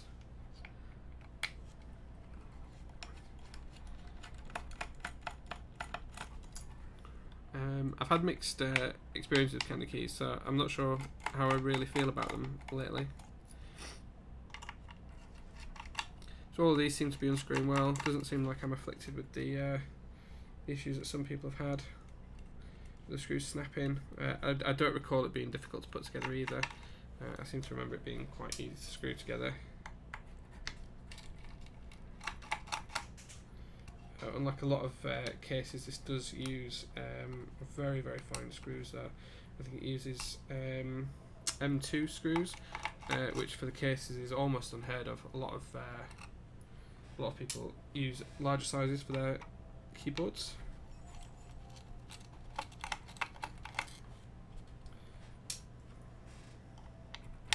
But these are the same as the ones used for GMK screw-in stabs as well, I think. So that just tells you how tiny they are. Theodore's got a lot to say here. So they're generally quite pricey, so mostly avoid them and buy all through Ali or MacBoards where I can, or keyboard fans, etc. What's wrong with M2 screws for the cases? So I don't know if you heard, but a lot of the Noxary boards that had M2 screws, they well, basically the screws sheared as they were trying to put them together, and that was purely because they were gunked up threads. But an M2 screw is so tiny that I'm not sure I would recommend it for this use case. I think M3 is probably where I'd draw the line. Is that going to come apart now?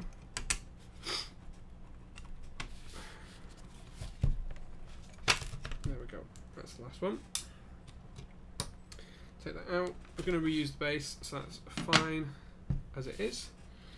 And now we're just going to unscrew this top mount from here. We'll screw the new one in. And then we'll go from there. Again, seems like I'm okay from a screw perspective. I just think if you're going to use M2 screws, you need to be really, really careful and make sure all of the threads are just right.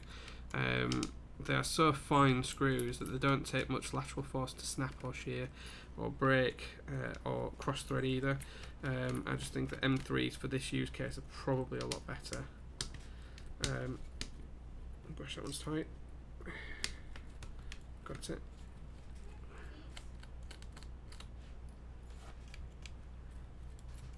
That one's good.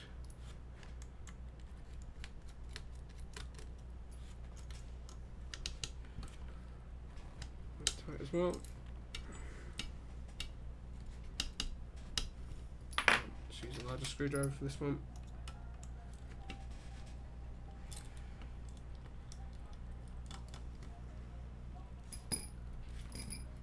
Okay.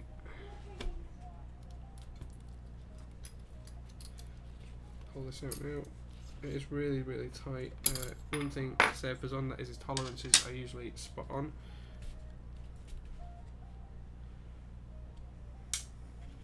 Now these are all the same screws for the case, whether you're putting them in to hold the plate into the board or whether you're screwing them into the board itself.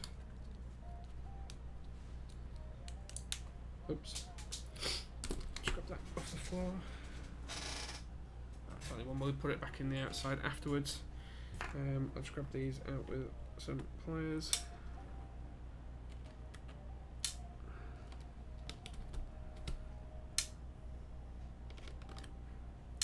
Here we go.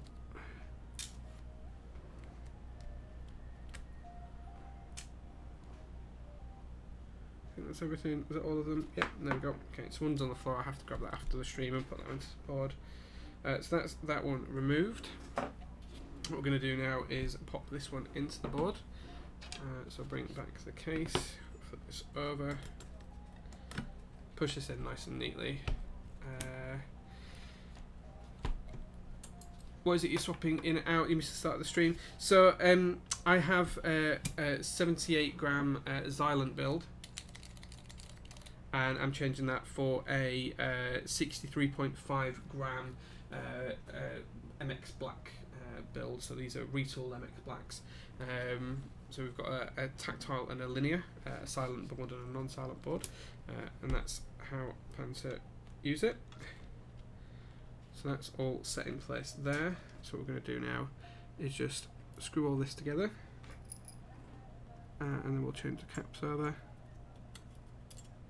And this is very, very fiddly. I'm trying to do this so you guys can see it on stream and so I can see it at the same time is very hard. In fact, I might have to do this off stream, guys, just to get this going.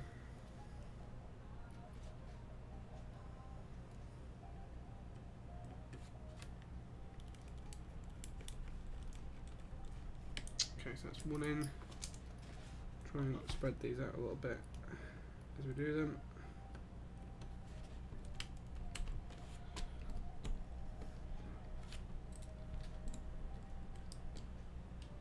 That's two in. Come over in this corner now.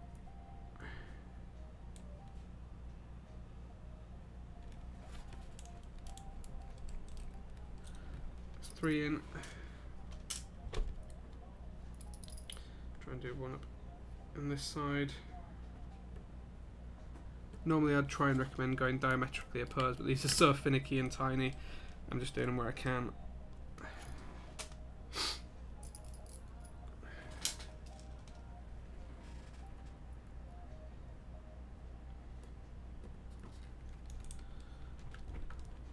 Okay, let's catch up with chat a little bit. What's wrong with it? We've done the M2 screws. Anyone know how much rough tidal will charge for soldering a TKL? Not a massive amount, or I could do it on stream for you. You could come and join me on stream and do it that way as well. That's always another option. I don't mind doing stuff like that for people. Just let me know if that's what you'd like. And as I say, we already covered what we're doing on stream today as well. The other thing that we might do if we've got time is we might just go back to the E6 and just look at resoldering those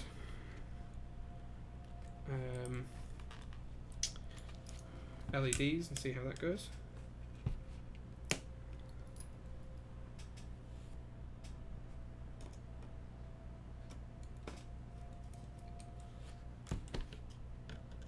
Wasn't quite seated properly, wasn't that one? It's all gone in now. Just 2 more left to do. 3 more left to do even.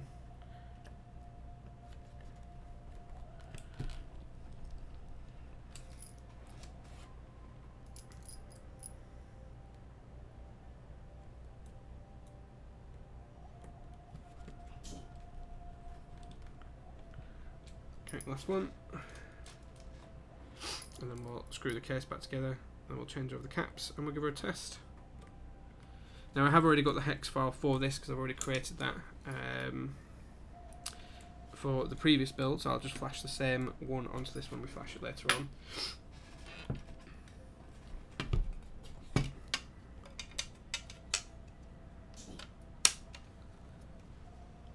we go. Let's just retighten this.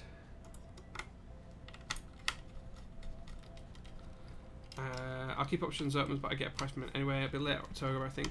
Which board is it you're thinking of getting, Kyle? Always interested to know what people are buying.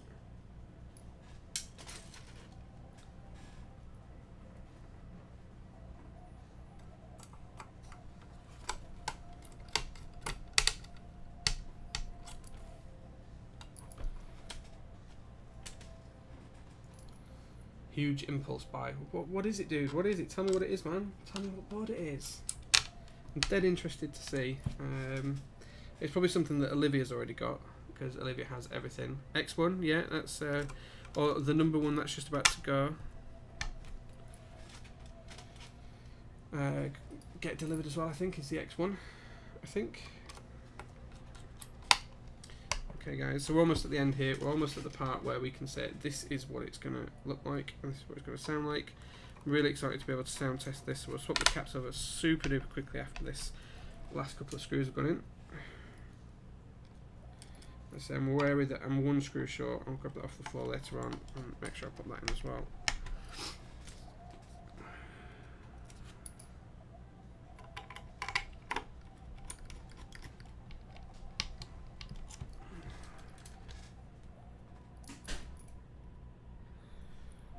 Go.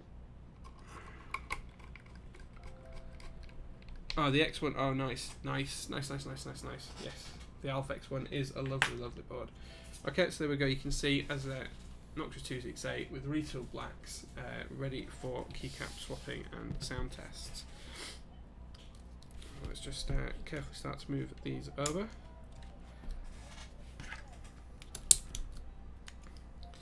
Let's do these one by one. Try and keep up with the tax. The chat as well. Push will join that club. Impulse buy titanium grey. You both do seem very similar in terms of the boards that you buy. That's probably fine though. My wallet was disappointed in me when I bought the TGR Alice.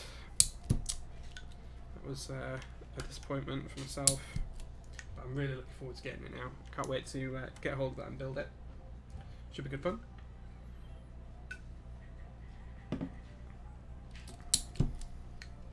So I hope those of you that stayed all the way through this stream are going to stay for the last 5 or 10 minutes as we test this. And I do really thank you very much for your continued support and time spent watching the stream. It really is important to me. I do really appreciate it. Even those of you that catch up with the VODs after the fact as well, really, really appreciate that too. Okay, so that's one row done. Just do these down this edge now.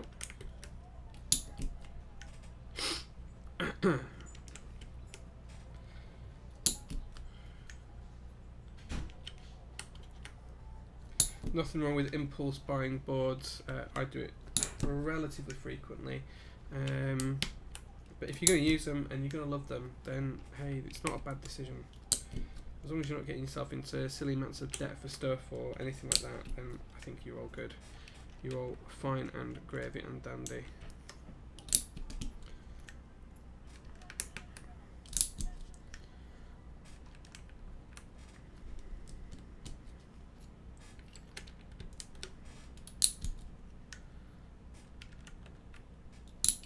Onto the alphas now. I'll just keep pushing these across, and then we'll do a bit of a sound test. Plug the board in, check it's all working just fine, and then we'll see what time it is and whether we're going to carry on the stream from there or whether we're going to call it a night. I think we're just over at 2 hours now, so it's been going really, really well. I think the viewer counts fluctuated quite a bit, but I'm glad to see that I've got a lot of you guys that I can count on who are going to stay and watch. It really means a lot. And as you guys know, I thoroughly enjoy doing this. It's one of the best parts of the hobby for me now, is this, being able to share with you guys what I'm building, what I'm doing, not just having to post pictures on Reddit of certain boards afterwards, just actually sharing with you guys as I go through the build process, and my thoughts and experiences is really good.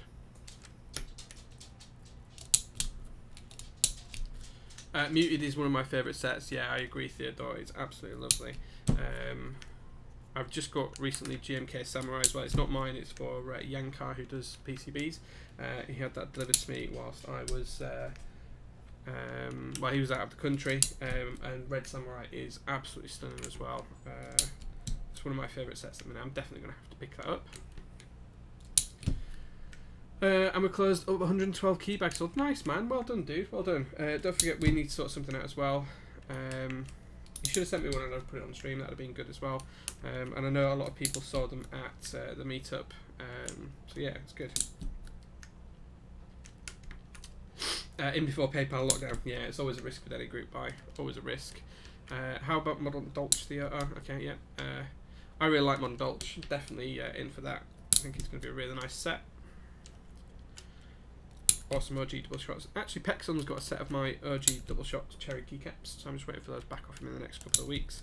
Hopefully, I'll be able to get some VEA cables at the same time as well, if Max isn't able to help me out with the SATA.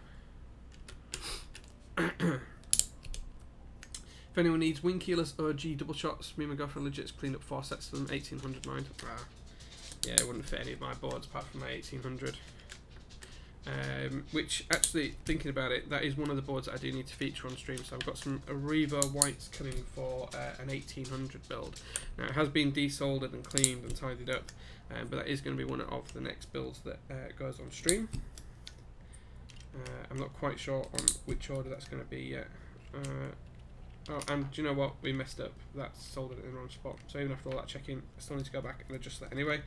But we can still test the board and get a good feel for it now. There we go.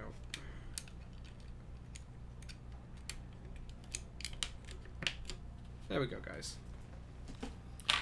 So that's the board built up. I do need to just resolder that one switch. Simple mistake to make.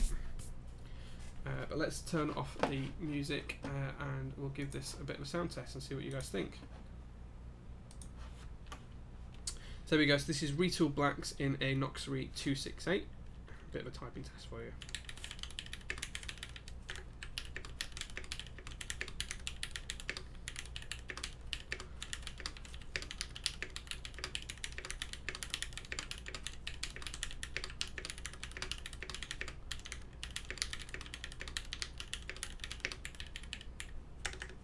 There we go. Sounds absolutely amazing. I'm really happy with that actually. That sounds really, really good.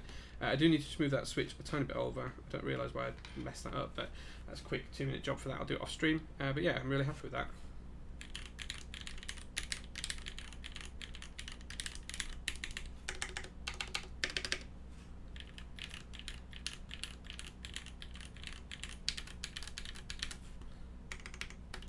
Yeah, it sounds really good. I'm really happy with that. So one of the things that I need to do is learn how to touch type. I am teaching myself slowly. I am following a guide to try and use my thumb for spacebar. It's really awkward and uncomfortable for me with the shape of my fingers.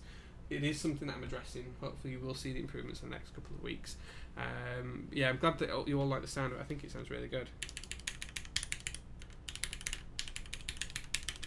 I think it sounds much better than what the Xylence did. The Xylence had no sound. There's a sound test on YouTube if you guys want to go listen to Xylence. I'm not a fan of them at all. They feel great and it's fine when I'm typing with headphones on, but I wouldn't want to use them in an office setting where I didn't have headphones on. Be careful when desoldering Alps to break the bent pins if not done carefully. Yeah, absolutely. Some of them are bent over as well on a lot of Alps boards, and you have to try and get under them with the soldering iron and straighten them up as you're desoldering as well. So yeah, so I don't need to look, Frank. I can type just normally without looking at the board. It's the touch typing for me isn't necessarily not needing to look at the board. It's more needing to use the right fingers in the right place as well. Rezi, thank you very much for following. I really appreciate that, man. That's really nice of you. Thank you very much for that, dude. So yeah, so that's something that I'm gonna look at. Is learning how to touch type. It's something I definitely need to learn how to do. So yeah, so we'll pick that up. I think the board sounds a ton nicer now than it did before. It'll actually make me want to use it a little bit more, I think. As I do love this board. It was a wedding gift. So yeah, I'm really psyched to be able to use it now with some switches and caps that actually sound good. And Muted is one of my favourite looking sets. It's a stunning looking set, so yeah, we'll absolutely do that. I think in terms of that, it's probably a little bit too late now, being 9:20 here, to look at the E6, given the fact that I've got work in the morning. So I'm probably not going to show that on stream today. It is really simple that the LEDs are broken, so I might even do that off stream. I don't know. We'll see how much we need content for the next stream. But yeah, I think we're going to close up the stream there. Unless anyone's got anything else in the chat that's going on. It came from Nathan's channel. Oh, thanks, man. Nathan's a good friend of mine. I was watching Nathan on stream last night. He's a really, really good guy. So thanks for joining, dude. Thanks for coming and checking us out. Black's are unfair, they're nice and they're so simple. Jake with a good sleep schedule. Yeah, it's a long work week this week, so I just need to make sure I looking after myself. I'm up at 5:30ish, so it's an early day. But yeah, so thank you very much for watching, guys. There'll be another stream soon. Hopefully this will be my affiliate stream next week. I think it'll be the 1800 build on the next stream. It might or might not be. It depends on how far we get with the BEA parts. If they come in, it might be part of that we stream, or we might do a Nixie desoldering stream. And then there's a TGR and there's the Royal Punchy 66 board as well that come in as well. So we'll look at those in the next couple of weeks. But again, I do really, really thank you all for watching, all for any of your donations, your follows, your likes, whatever else you've done, guys. I fully appreciate that. You guys are absolute legends, and I thank you from the bottom of my heart. Any money that the stream does make is going to go back into giveaways. I'd like to be able to give away a full board, maybe a keyboard fans kit or something like that in the coming weeks. So anything like that is really, really appreciated, and I love you all guys for it very much. So thank you very much. I'll see you all again soon. The VOD will be up tomorrow if anyone wants to watch playback, and watch out for the typing test of this up on YouTube in the next couple of days. Thanks very much, guys. Peace out.